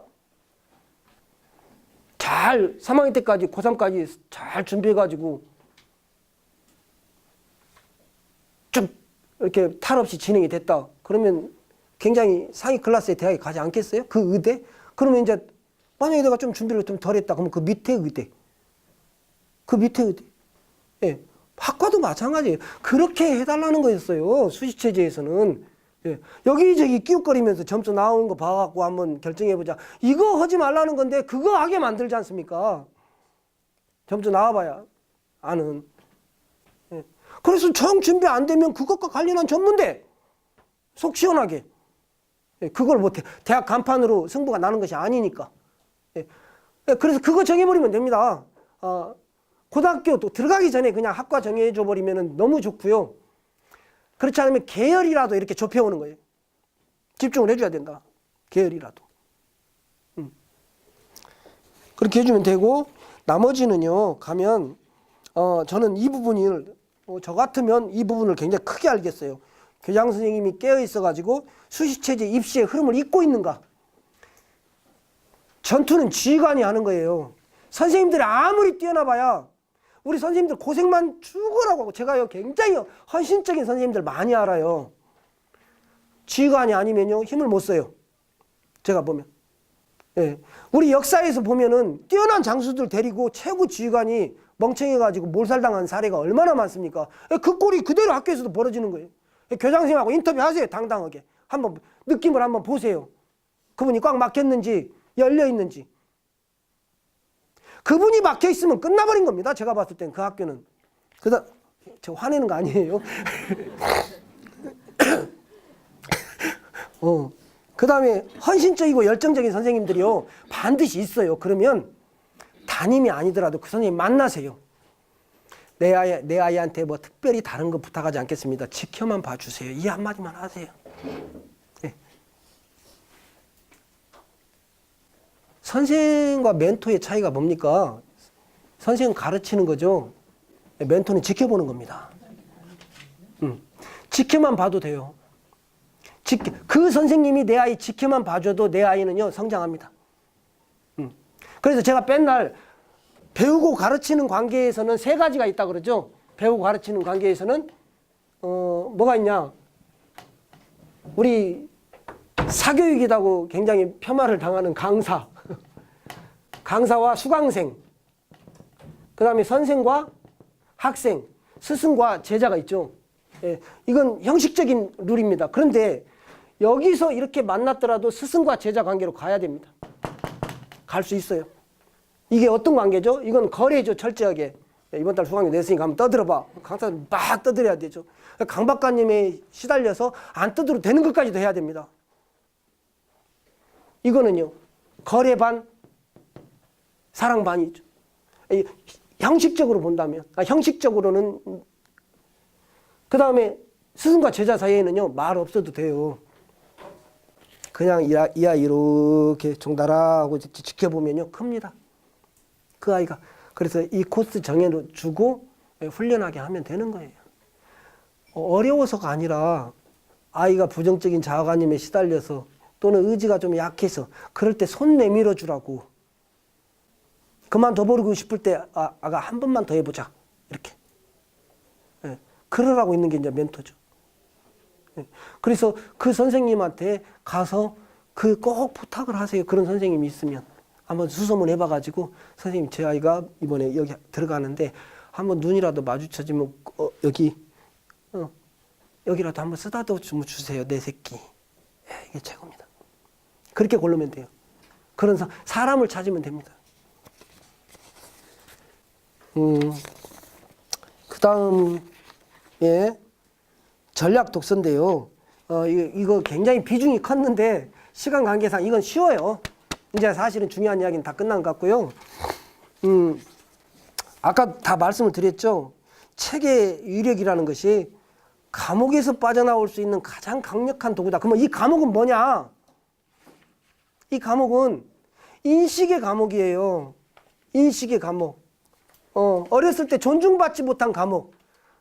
자식 한다는 짓이 뻔한 놈 막 이렇게. 너는 안 돼 임마 막 이런 거. 네가 해봐야 하는 그 인식의 감옥. 우리 군대 가면 고문관이라고 있거든요. 이 인식의 감옥이 얼마나 무섭습니까? 한번 고문관으로 찍히면 얘가 아무리 지혜로운 짓을 해도 멍청하네. 못 빠져나와 이제 그놈은 거기서. 경험담이요? 거기서 못 빠져나와 절대. 왕따가 그렇게 당하는 거 아니에요. 몇 가지 일로 한번 애들이 이렇게 인식의 감옥으로 가둬버리는 거지 않습니까? 예, 여기서 헤어나올 수 있는 건 독서밖에 없다. 저는 장담을 해요. 다른 걸로 안 돼요. 쉽게. 예, 독서에서 나보다 더 엄청나게 험한 환경에 놓여 있었던 사람이 능히 뚫고 나온 사례들이 독서에는 천지거든. 어이, 별거 아니었네, 이까짓 거. 왕따를 당했어도 내가 너희들 다 왕따 시켜버리겠어. 이런 배짱이 생겨나는 거예요. 책을 읽으면서. 그 다음에 궁극의 진리는 아니에요. 솔직히 궁극의 진리는 어느 차원에 어느 너머에 있죠. 예, 어느 너머에 있어요. 솔직히 제가 만병통치약이라고 하기는 싫어요. 그죠? 언어가 멈춘 자리에 있기 때문에 그 자리는 멍 때리는 자리가 궁극의 진리 자리이기 때문에. 그런데 표지판 역할은 해준다. 이 길로 가시오 이렇게. 그러니까 가고 안 가고는 이제 그 사람 마음이죠. 예, 거기로 이 길이 맞아요. 이 표시 역할은 독서가 해준다. 책이. 예. 그 다음에 또 하나는요. 이게 가장 무서운 거죠. 그 애고 차원에서는 우리 일반인들의 사회생활에서는 이것보다 더 큰 능력이 있어요. 지속적인 의지. 저는요. 그 뭐죠? 누구죠? 그 카이사르 이야기 아니 로마인 이야기? 시오노 나나미가 쓴 그 로마인 이야기에서 카이사르 이야기할 때 이 부분이 나오거든요. 그 카이사르가 죽자 거기에 뭐 안토니우스나 얘네들이 이제 내 차례네 하고 다 유언함에 이렇게 몰려요. 거기 카이사르가 거기다 넣어놨거든요. 후계자를. 그래서 그 뚜껑 딱 까갖고 내 이름이 나오면 내가 짱 먹는 건데 전부 다 나일 거야 했는데 특히 안토니우스가 그랬죠. 이거 100% 나야 하고 딱 깠는데 옥타비아누스, 병약한 소년,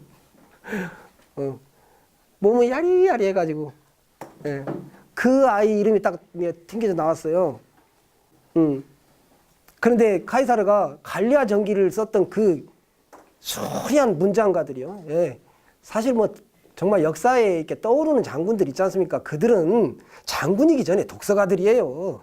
어림도 없습니다. 책을 안 읽는 장군이, 위대한 장군이 나온다는 것 자체가. 당대 최고의 문장가였죠. 카이사르가. 그러면 그 수리하게 내가 왜 옥타비아누스를 결정했냐면 막 이렇게 써는 게 아니라 달랑 한 줄 써놨다 그랬죠. 옥타비아누스에게는 지속적인 의지가 있다. 그러니까 까불지 마라. 아무도 인정하지 않았죠. 옥타비아누스를. 저런 햇병아리 같은 놈이 무언 로마 제국을. 그런데 카이사르의 눈이 그렇게 매서웠던 거예요. 결국에는 카이사르도 쟁취하지 못한 황제의 자리까지 취해버렸죠. 카이사르는 그 꿈을 꿨지만 암살당해버리지 않습니까? 그 욕심을 부렸기 때문에 공화정을 사랑했던 로마인들에 의해서 이제 암살을 당하는데요. 우리 뭐 브루투스가 죽였네 어쨌네 하지만 이건 세력 간의 충돌이었죠. 근데 그 연약한 그 옥타비아누스가 야금야금. 그래서 카이사르가 또 얼마나 무섭냐면 거기다가 친구 하나 치명적인 약점 군사적 재능이 없거든요. 옥타비아누스가. 그래서 아그리파를 붙여줍니다. 그 아그리파가 우리 미술실에 가보면 석고상 있잖아요. 애들 그림 그리는 거. 로마 장군이에요. 그 친구가. 그 아이를 하나 딱 붙여놓으니까 그 햇병아리 같았던 옥타비아누스가 점점 자신의 본 모습을 드러내기 시작하죠. 지속적인 의지로 다 굴복을 시켜서 결국에는 그 악티움 해전인가요? 이제 안토니우스하고 이 전쟁에서 한판 이제 승을 거두게 되죠. 이 지속적인 의지가 독서를 통해서 생깁니다. 몰입 능력. 독서는요, 지식과 정보는 아무것도 아니라 그랬죠. 그 책을 읽는 그 자체, 공부의 달인 호모 콤푸스에서 고믹 선생님이 정확하게 짚었던 바로 그 자리. 독서가들에게는 지속적인 의지가 생긴다. 근기. 뿌리에서부터 나오는 힘. 한번 목표를 정했으면 놓지 않는 그 힘이 독서에서 나온다. 이렇게 정의를 내렸어요. 그래서 이걸 독서를 갖고 이걸 그 학광부를 잘하게 될 거야. 대학을 좋은 데 갈 수 있을까? 이거는 독서에 대한 모독입니다. 근데 그럼에도 불구하고 전략 독서를 하자는 건 시간이 없잖아요. 우리 애들이. 독서를 방해하는 가장 큰 주범이 엄마들이잖아요. 미안해요. 이런 이야기를 글로 쓰면 굉장히 험해지는데 말로 하면 제가 그래서 밴드에다가는 엄마들 공격을 안 합니다. 왜냐하면 오해받아요. 저 그런 의도로 쓰지 않았는데 굉장히 무거워져 버리거든요. 근데 이 자리에서는 재밌게 할 수 있어요. 뭐냐면 엄마들이 안 믿어요. 독서의 힘을. 그게 가장 문제입니다. 그 학과공부 밑에다가 놔요. 학과공부 엄마들이 그래 그리고 그래도 영어나 수학은 혹은 다음에 읽어야지 이렇게. 이게 가장 큰 주범입니다. 사실은 1,000원짜리 한 장과 100만 원짜리 수표 차이보다 더 큰 것을 가지고 1,000원짜리 밑으로 100만 원짜리 수표를 숨기고 있는 거예요. 이건 나중에 써 이렇게. 그래서 사실은 독서 지도가 어려운 거는요. 바로 그것 때문에 그래요. 테크닉이 어려운 게 아닙니다. 독서 지도에 무슨 테크닉이 있습니까? 그래서 제가 함부로 독서 프로그램을 갖다가 뚜껑을 열지 못했던 이유는요. 저한테 있어서 굴욕적이라는 것은 두 가지입니다. 뭐냐면요. 누군가를 내가 원망하고 있을 때 무지하게 굴욕적입니다. 속상해요. 이놈 때문에 힘들어 막 이놈 때문에. 처음에는 흥분해가지고 뭐 마누라 때문에 힘들어 막 이래놓고 얼마나 한심해요 그 인간이. 그죠? 100% 책임으로 나한테 일어나고 있는 일을 내가 책임지지 않으려고 하는 행위. 예. 또 주제 실종이다. 가만히 있어요. 또 하나는요. 하다가 그만두는 거. 그쵸? 예, 하다가 그만두는 거. 죽지 않았는데도 목표를 포기하는 거. 그게 굉장히 굴욕적이에요. 그래서 뭘 하나 시작할 때 굉장히 신중해질 수밖에 없어요. 이건 끝을 보겠다라고 이게 어떤 준비 기간이 무슨 프로그램이 준비되고 이런 게 아니에요. 제 마음의 각오지. 뭐 필요해요? 독서지도. 제가 만약에 독서지도를 처음부터 하겠다고 그랬으면요. 이런 고생 안 했을 거예요. 애들 빨리 많이 모았을 거예요. 근데 명색이 논술학원에서 독서지도 프로그램이 없어. 왜냐하면 그게 얼마나 무서운가를 알기 때문에. 얼마나 어려운가를 알기 때문에. 내가 그런 각오가 없어. 책을 안 읽으려고 하는 아이들을 집요하게 설득시켜낼 그런 각오가 안 돼 있어. 이게 준비예요, 그냥. 이게. 그래서 이거는 제가 경험을 해보니까 수도권에서 최고의 독서 논술 학원에서 근무했던 사람입니다. 허와시를 잘 알죠. 토론 교육도 별로 좋아하지도 않아요. 토론이 무슨 말장난과 토론을 구분을 못합니까? 직접 한번 애들 토론 수업 보는데 한번 들어가 보셨어요, 그러면은? 한 번만 참가하면 바로 빼올 거래요? 말장난과 토론, 국회의원 토론하는 거 보셨어요? 그들이 역량이 됩니까, 그게? 나의 토론이 진행이 되려면 나의 관이 서야 되는 거예요. 세상을 재해석해낼 수 있는 능력이 있어야 되는 거죠. 생활 속에서 일어나는 토론은 그래요. 가능하죠. 야, 우리 토론 한번 해볼까? 영화가 좋을까? 짜장면이 좋을까? 음식이 좋을까? 이런 건 가능하지만 어떤 깊이 있는 사회적인 주제를 가지고 애들이 막 30분 만에 준비해가지고 토론이 돼요? 그게?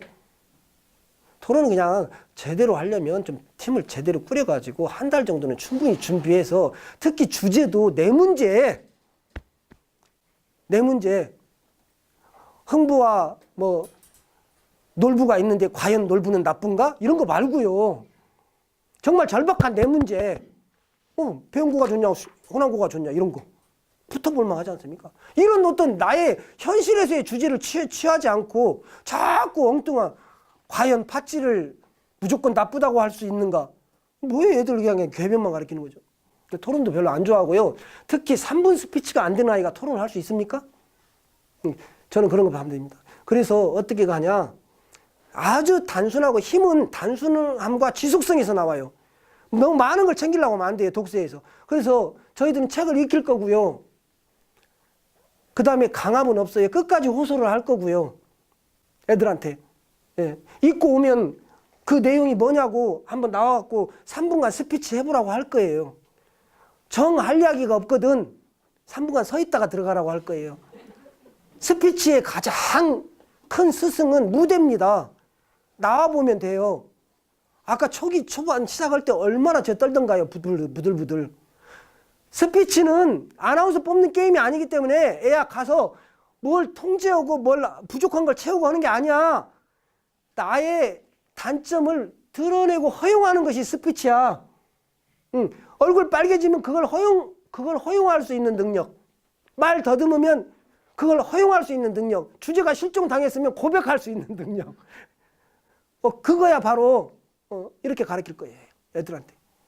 그거는 약간의 실험도 해봤어요. 피드백. 잘해요. 어떤 아이는 이렇게 그 모습 끈기 있게 지적하지 말고 기다려줘야 돼요. 야, 너는 그 허리는 이렇게 하는 거야. 발은 이렇게 하는 거야. 이 짓 할 필요가 없다니까요. 조금 기다려줘야 돼요. 말을 좀 참아주고. 그렇게 할 거고요.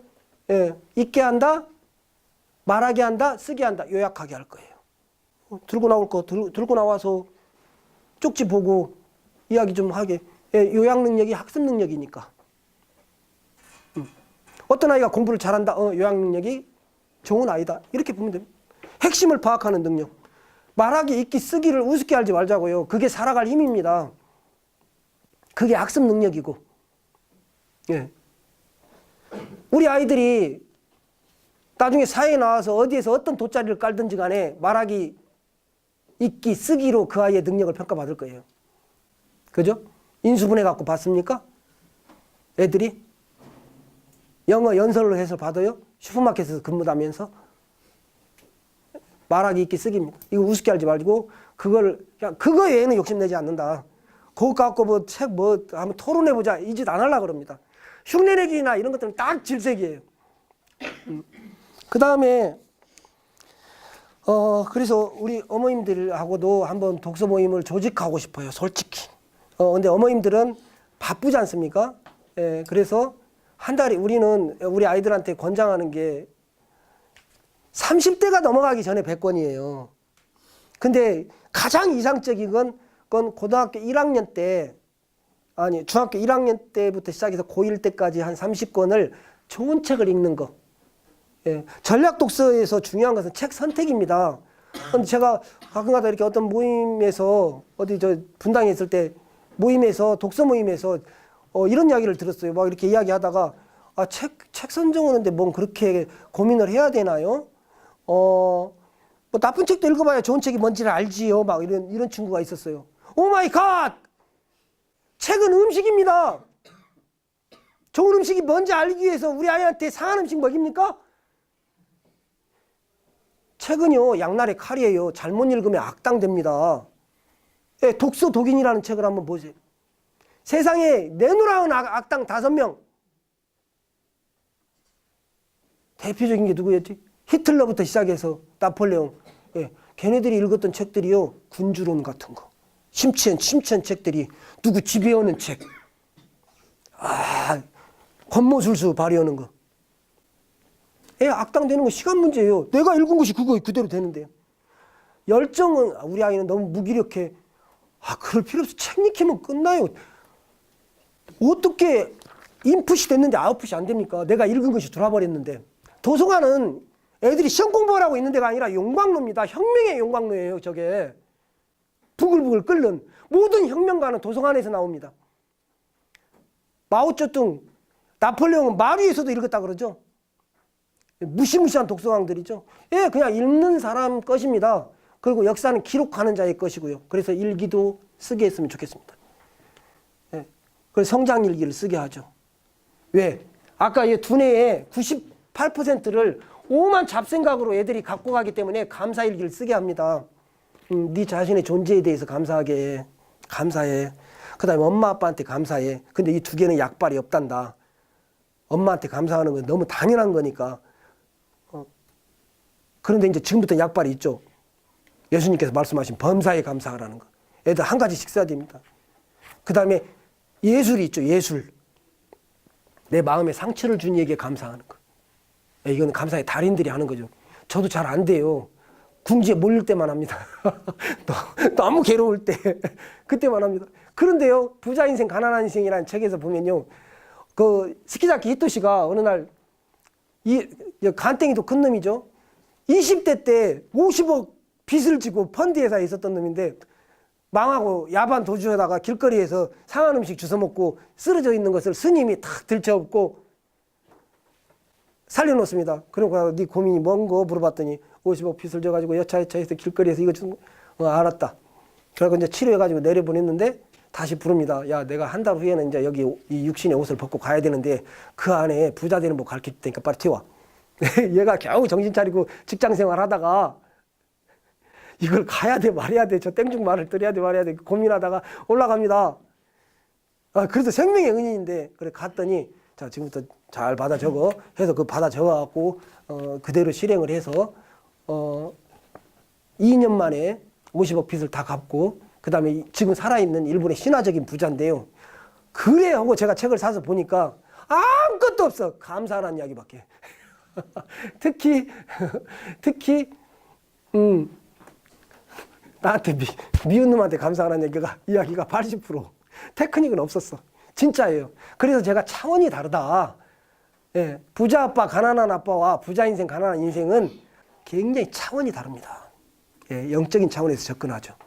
예, 그 간단합니다. 그냥 의식이 전부라는 거죠. 의식이 실체고. 예, 그래서 저는 운명을 바꿀 수 있는 건 딱 두 가지라고 보는데요. 하나는 로또, 하나는 독서. 근데 로또는 뭐죠? 믿을만한가요? 미국에서 다 조사했죠. 예, 로또 복권 맞은 놈들, 걔네들 이상한 추적을 잘하죠. 다 조사했어요. 어떻게 사는가. 5년 후에 다시 본래의 재정 상태로 돌아가 있어요. 어떤 식으로든지 망해요. 80%는. 파레토 법칙이 거기서도 통합니다. 2대 8에. 20%는 그냥 부유한 의식을 갖고 있었는데 가난하게 살고 있었다가 그것이 들어오니까 그것 갖고 관리를 잘했던 거고, 나머지 80%는요 그냥 가난한 의식을 갖고 있습니다. 감당이 안 돼요. 예, 감당이 안 돼요. 그래서 신의 가호로 얘가 그거 갖고 있다가 죽게 생겼으니까 날아가는 거예요. 그게 그놈만 갖고 살아야 되는데 소화가 안 돼. 예. 그 다음에 전략 독서는 뚜렷한 목표. 예, 저는 굉장히 도인이 아니기 때문에, 도인들은 그러죠. 그냥 뭐 다 내려놓아라, 놓고 살아라. 근데 저도 그걸 보려고 그랬는데 안 돼요. 이 세상에서는 목표 없는 것보다 있는 것이 훨씬 편해요. 산으로 안 들어갈 바에 목표가요 모든 스트레스를 다 잡아먹습니다. 거의 모든 스트레스를. 예. 이 목표와 꿈이 강력해지면요 자질구레한 스트레스는요 다 이 용광로처럼 여기서 녹아요. 그래서 저는 목표 가지라고 합니다. 그 목표를 달성할 수 있는 가장 좋은 방법이 뭐냐? 일기 쓰는 거. 예. 저는 지난 추석 때 너무 과로했는가 멀쩡했다가요 딱 시작하고 연휴 시작되니까 툭 떨어져 갖고 3일 싹 지나가고 일어났어요. 물만 꼴짝꼴짝 먹고. 아, 이거 안 되겠구나. 젊을 때처럼 몸을 함부로 굴리면 안 되겠다 싶어서 뭐가 건강을 가장 빨리 회복시킬까 싶었더니 산이었어요. 어렸을 때 제가 뛰어놀던 성황산. 예, 나의 근기가 저기서 나왔구나 싶어가지고 산에 좋아. 그러면 1년 동안 100번에 오르자. 대장산 이런 데는 가끔가다 가고, 우리 정읍은 너무 아름답지 않습니까? 산도 좋고 물도 좋고 정말. 근데 산도 좋고 물도 좋고 너무 좋은데요. 조금 시간이 반나절 남으면 초산, 2시간 남으면 초산, 1시간 남으면 성황산, 4시간 주어지면 두숭산. 이렇게 부지런히 왔다 갔다 하는데요. 한 번도 빼지 않고 일기를 다 썼습니다. 찍어놔서. 이게요, 그냥 시작하는 거하고 일기 쓰는 것은 차원이 그렇게 다릅니다. 초등학교 때 우리 학교에서 제발 애들한테 일기 쓰기 없애버렸으면 좋겠어요. 그때 다 망쳐놓은 것 같아요. 일기에 대한 이미지, 첫인상. 굉장히, 첫 이미지가 굉장히 중요하잖아요. 그래서 이게 가서 검사 맡아야 되는 거 이런 것들 때문에 애들이 일기에 대한 혐오감을 갖고 있는데, 일기는요 그렇지 않아요. 학습 일기. 야, 내가 뭔가 취약하다고 생각됐으면 일기 써버리면 끝납니다. 성공 확률이 몇 배는 높아져요. 차곡차곡 뭔가 우리는 쌓여져 가는 느낌을 좋아하거든요. 이 자아가. 예, 차곡차곡. 예. 그래서 단숨에 한 달 반 만에 19차까지 산행을 하고 요새 날씨가 좀 꾸물거려서 못 가고 있습니다. 100번 갈 거예요. 마지막 101번째는 저기 대전의 친구와 함께 계룡산에 가야 됩니다. 거기에는 타임캡슐이 있어요. 우리가 묻어두고 온. 제가 언젠가 밴드에다가 한번 올리겠다 그랬죠. 그래서 얼마 전에 전화를 확인했어요. 그대로 있냐 그랬더니 있을 거요. 그렇게 혹시 지난번에 홍수가 또 그래서 막 가슴이 덜컹했는데요. 뭐라고 써놓고 온지는 몰라요. 근데 한 4, 5년 전에 우리가 거기다 넣어놨어요. 그 제가 에스키모 사진 같은 거 보여줬지 않습니까? 이렇게 파카 입고 그날 겨울에 1월 3일 날 꿈이 뭐였냐면요. 세상을 좀 좋게 만들다 무슨 일을 하든지 세상을 좀 좋게 만들다 가자. 우리의 의지는 별거 없었어요. 저거 아름답고 행복한 세상을 한번 만들어보자. 우리가 대단한 혁명은 할 수는 없지만 내가 처해 있는 부분에서 뭔가를 좀 개선해보고 가자. 이런 거였던 것 같아요. 그래서 내년에는 한번 이벤트로 우리 아이들을 한번 버스 하나 대절을 해서 한번 그 계룡산 등반을 한번 해봤으면 좋겠어요. 1박 2일로 해가지고 선생님의 타임캡슐도 한번 찾아보고 우리 막 그런 그림을 그려질 때 굉장히 행복합니다.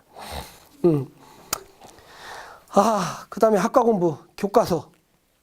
이 교과서가 서양에는 좀 선진국들에서는 모르겠어요. 수학이나 이런 거, 과학 같은 건 있는지 모르지만 국어나 사회 이런 건 없죠. 교과서가.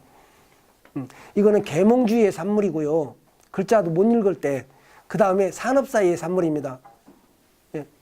애들 모아가지고. 교과서에 갇히면 안 돼요. 독서를 하지 않는 한 그냥 바보 되는 건 시간 문제입니다. 애들. 오늘 신학교에서 그랬다 그랬죠. 신학교에서 목사님 수업을 하는데 천당을 가리킬 때는 팔을 45도로 뻗어라. 신도들 앞에서. 그래서 주여 하고 이렇게 뻗고 그 다음에 또 왼손은 그 다음에 2초 후에 이렇게 뻗어라. 그 다음에 고개도 이렇게 들으라. 학생이 막 받아 적다가 선생님 천당 표현할 때는 알겠는데 신도들 앞에서 그럼 지옥은 어떻게 표현해야 되죠? 그러니까 얘가 하도 열심히 하니까 지옥은 그냥 해도 되겠다. 네 표정 보니까.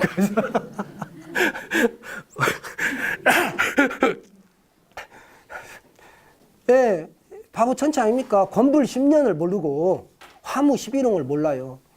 그죠?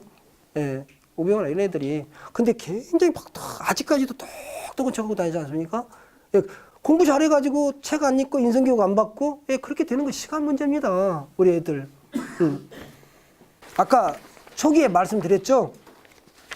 몰입 현상에 대해서 어떻게 생각하든 우리 몰입의 대가가 있는가 봐요. 황릉문 선생님도 몰입에 대해서 제가 그 강의를 참 재밌게 잘 봤어요.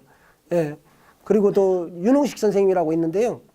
저는 이제 윤홍식 선생님 손을 좀 드는 편이죠. 뭐냐면 몰입 현상이 뭐냐면 신이 등장하는. 그래서 무한한 능력이.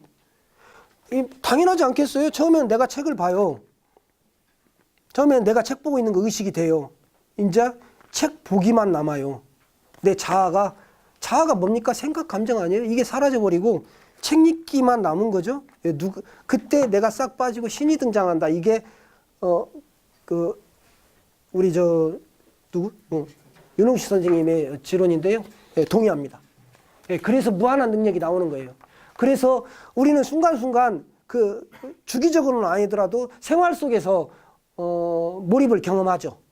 그죠? 어떤 위기에 막 닥쳤을 때 순간적인 2차 대전 때 몇백 킬로짜리 폭탄이 일본 가정집에 이렇게 떨어졌대요. 근데 마루에서 아이들 감자를 이렇게 먹이고 있던 일본의 예선 엄마가 맨발로 뛰어가가지고 그걸 들어서 옆집에다 던져버렸더니.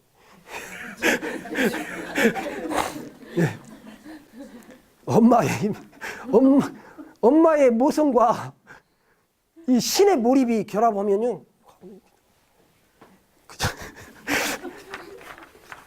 사실은요. 살아갈 힘에서 텐계시로는 몰입 능력이 살아갈 힘이다. 이렇게 이야기하죠. 동의합니다. 하나님이 살아주니까요. 몰입 능력이 그냥 살아갈 힘이죠. 능력이고. 근데 그래서 몰입이 일어나려면 몇 가지 근데 이제 몰입 능력이 약한 아이들은 몇 가지 조건을 형성해 주자고요. 그게 뭐였냐? 그게 뭐였냐면 먼저 그 조건에서 후에마이 아까 이야기했던 자아관념 있지 않습니까? 결국엔 계속 이게 첫 단추기 때문에 글이 돌아와요. 자아관념. 그거를요 제가 가끔 가다가 이렇게 뭐 존재가 어떻고 에고가 어떻고 이런 이야기를 하면 엄마들이 그런 말씀을 하셔요. 뭐냐면 그걸 아이들이 좋아해요? 알아들어요? 제가 속으로 그래요. 엄마가 못 알아들어요. 이렇게 애들은요 중학교 1학년도 알아들어요. 왜냐면 오염이 덜 됐어.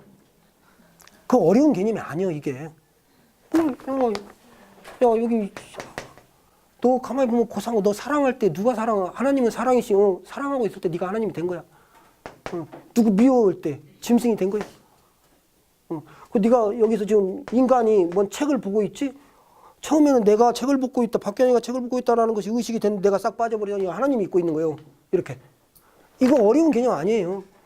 그걸 우리 애기들한테 전략 독서를 가면서 그렇게 읽으라고도 안 읽는다 그러는데 당연히 안 읽죠. 애들이 이게 무슨 뭐 우리 신이기 때문에 의미 없는 일을 독서는 아니 인간은 얼마나 끔찍히 두뇌는 싫어합니까? 의미 없는 일을 이 뭐 가치를 알아야지 이걸 그걸요 알아들을 때까지 말해줄 각오가 돼 있는가가 선생의 준비예요. 그걸 이 시간에도 가서 똑같은 이야기하고 저 시간에도 가서 똑같은 이야기를 계속해서 귀에 못이 박히게 해주는 거. 너무 지겨울까 봐 양념만 살짝 바꾸는 거죠. 우리 어머니가 옛날에 계속 국수만 끓여주시면서 가난해가지고 이번에는 이건 넣고 다음에 저건 넣고 막 이렇게 하듯이 똑같은 이야기를 계속 해줘야 된다. 애들한테. 그렇게 해줘서 그 다음에 그 자아관념을 올곧게 세우자. 네 그 제한신념을 제거해줘야 된다. 예. 그 다음에 명상이요. 기도요. 저는요. 21세기죠. 지금이 이 공교육이 이런 파행을 겪으면서도 학교 교과 과정에 기도가 도입이 안 돼요? 학교 교과 과정에 명상이 도입이 안 돼요? 그까짓 게 뭐라고? 가만히 앉아서 호흡에다가 집중하고 있는 것이 뭐라고 학교 교과 과정에 도입이 안 됩니까? 아이들 딱 등교했을 때? 저는 야만의 극치라고 봅니다. 명상은 누군가 해도 되고 안 해도 되는 게 아니에요. 그거 자체가 신으로 다가가는 거기 때문에 명상이 메디테이션이 어원이 치유란 말입니다. 안 아픈 사람이 있나요? 생각이 복잡하고 굴러다니면 다 이 환자죠 우리가. 아이들도 마찬가지예요. 그러면 그걸 갖다가 생각을 하나로 통일시켜주고 신과 합일하게 만드는 것이 뭐가 그렇게 종교적인 것이 있다고. 명상은 종교하고도 아무 관계가 없으니까 도입이 돼야 됩니다. 학교에. 감사일기 쓰게 해야 되죠. 그래야 애들이 부정적인 생각이 가라앉을 거 아니에요. 죽어라고 감사만 해도 되고요. 죽어라고 명상을 해도 됩니다. 그래서 전국 수석은 아니었지만 굉장히 공부 열심히 하고 우수한 아이들이 고백을 한 게 있어요. 선생님, 초등학교 1학년부터 고등학교 3학년 12년 동안 고3 시절이 가장 황홀했어요. 명상이 그렇게 가능하게 만들어 줍니다. 명상이. 네.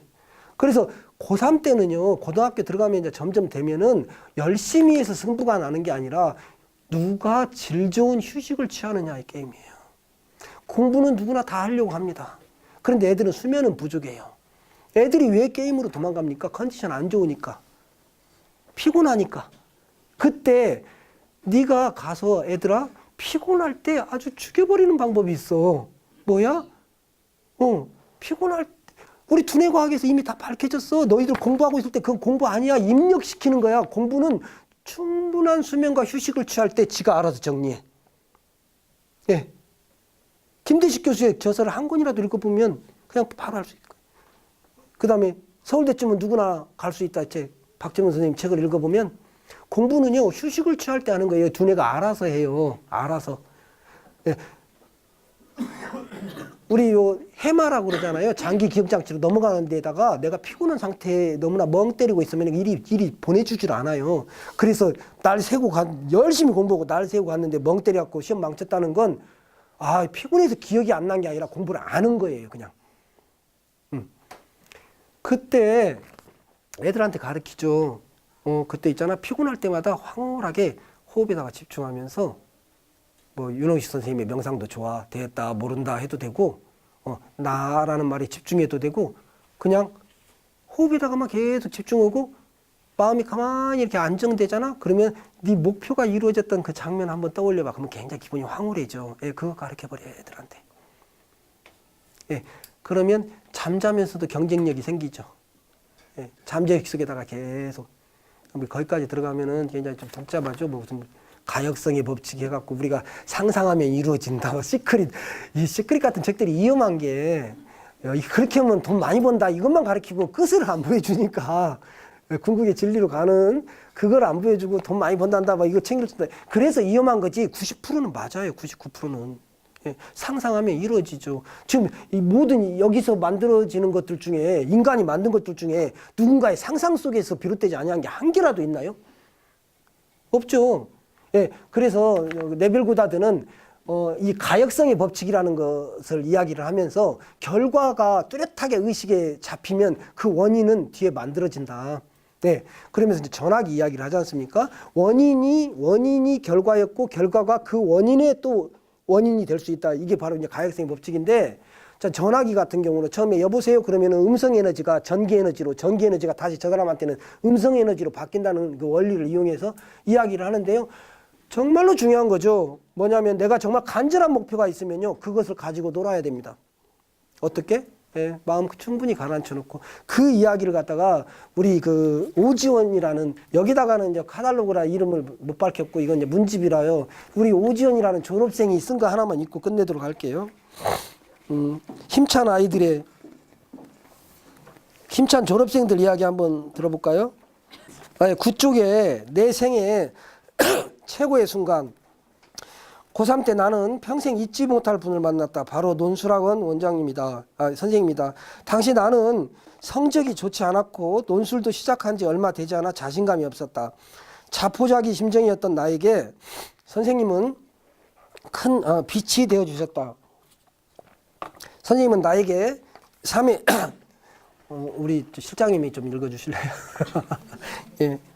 선생님은 나에게 거기서부터 선생님은 나에게 삶의 확고한 원칙을 잡아주시고 중요한 훈련을 가르쳐 주셨다. 그중 하나가 이미지 트레이닝이었다. 나는 원래 귀가 얇지도 않았고 남의 말을 쉽게 믿지도 않았다. 그러나 항상 활기가 넘치고 확신에 차 있는 선생님의 모습에 깊은 신뢰가 갔다. 그래서 나는 선생님이 가르쳐 주신 대로 마지막 날까지 성실하게 이미지 트레이닝을 실천했다. 그런데 이 훈련은 하면 할수록 행복해졌다. 항상 아침에 일어나자마자 공부하다가 지칠 때, 자기 전에, 심지어는 수업 시간에도 마음이 산란하면 훈련을 했다. 시간이 흐르자 나의 의식이 온통 이루어진 꿈으로 가득 차게 되었다. 나의 의식은 거의 24시간 소망하는 대학에 있었다. 그 대학의 캠퍼스에서 행복한 모습으로 논일고 있는 나의 모습은 점점 더 뚜렷해져서 어느 땐 훈련 도중에 마치 한 편의 영화를 보고 있는 듯했다. 그리고 지금 나의 꿈은 현실이 되었다. 나는 생각보다 유능한 아이. 예. 이런 아이들이 고3 시절이 피곤할 수 있을까요? 그런데 어떤 제가 굉장히 유명한 회사에 이 회사에서 나오는 그 대표가, 젊은 대표가 아이들을 모아놓고 그렇게 가르치죠. 너희들 서울대 가고 싶어? 힘들 거야. 너희들 입에서 씨발 소리 10,000번만 나오면 서울대 갈 수 있어. 예, 어느 정도는 맞죠. 제한된 진실입니다. 예, 차원이, 수준이 아주 낮은, 예, 제한된 진실이, 내가 틀렸다는 이야기 안 하겠어요. 그런데 우리 그 명호인가 그 친구가, 예, 그 친구도 그 수능 한 개 틀렸다는 애가 그렇게 마음이 굉장히 아름다운 아이인데요. 고통은 그렇게 겪었더라고요. 저는 그렇게 안 해도 된다고 이야기하고 싶습니다. 그렇게 안 해도 된다고. 고3 시절이 가장 황홀할 수 있다고. 내가 목표가 있고, 내가 내 수면 시간과 내 휴식 시간을 나의 상상과 명상을 이용해서 그 안에서 황홀하게 논다면 얼마나 좋냐. 그리고 몰입의 힘을 안다면 모든 기쁨은요, 사실은 아까 그 몰입 이야기를 하면서 그걸 빼놔버렸네요. 몰입이 뭐냐? 모든 기쁨의 근원이다 그랬죠. 예, 그냥 순전히 육체적인 현상이죠. 이게 몰입은 호르몬이 나와야 된다고 하니. 호르몬. 어떤 호르몬? 엔돌핀, 세로토닌. 엔돌핀은 뭔가 흥분하고 역동적일 때 나오는 아주 즐거운, 노래방 같은 데 가서 막 취해갖고 할 때 나오는 거, 게임할 때 막 나오는 거, 축구할 때 나오는 거, 예, 이런 게고, 세로토닌은요, 내가 하나님하고 하나가 됐을 때 조용해졌대. 명상을 통해서 마음이 차분히 가라앉으면 존재가 기쁨 자체니까 자기 모습을 드러냅니다. 예, 그래서 황홀해져요. 실제로 그 성분이 마약 성분하고 똑같대요. 예, 그래서 황홀하답니다. 그래서 히말라야 같은 데 가서 보면은 그 설산에 가서 동굴에 앉아가지고 벽만 딱 쳐다보고 있는 친구들 있잖아요. 그 힌두교 걔네들 성자 그거 별거 아니라고 그래요. 뭐냐면은 고행하고 있는 게 아니라 마약 먹고 있는 거 이렇게 뿅 갖고 계속 흘러나오는 거 뿅. 가만히 생각해 보세요. 게임이 재밌냐고 제가 물어봅니다. 우리 아이들한테. 게임이 왜 재밌어? 농구가 왜 재밌어? 놀이기구가 왜 재밌어?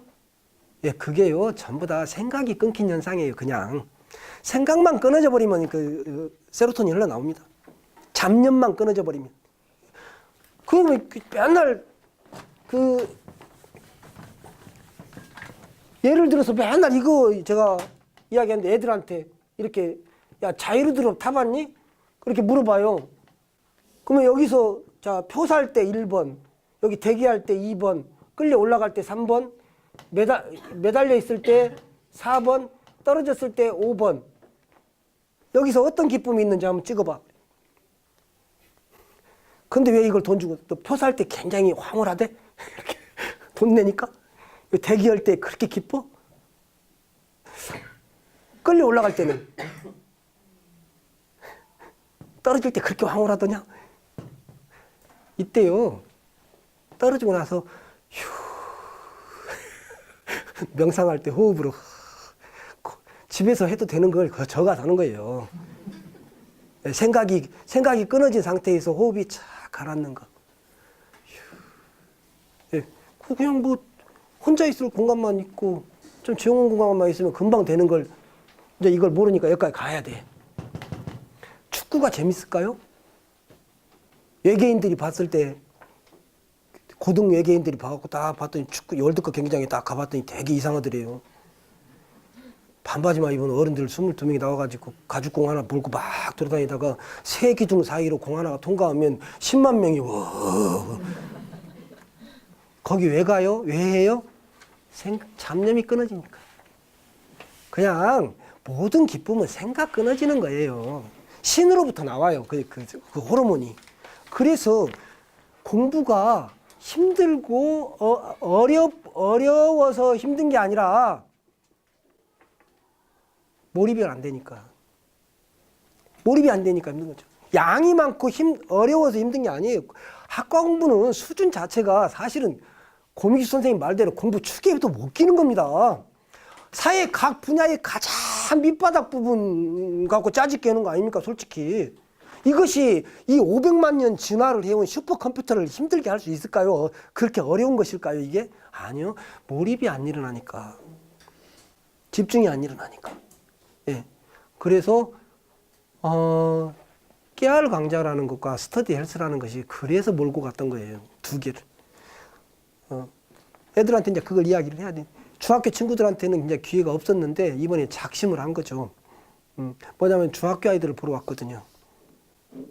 고등부는 좀 늦었다고 생각했는데 고등부 아이들은 말귀를 좀 쉽게 알아들으니까 그냥 준비 없이 덤벼도 됐어요.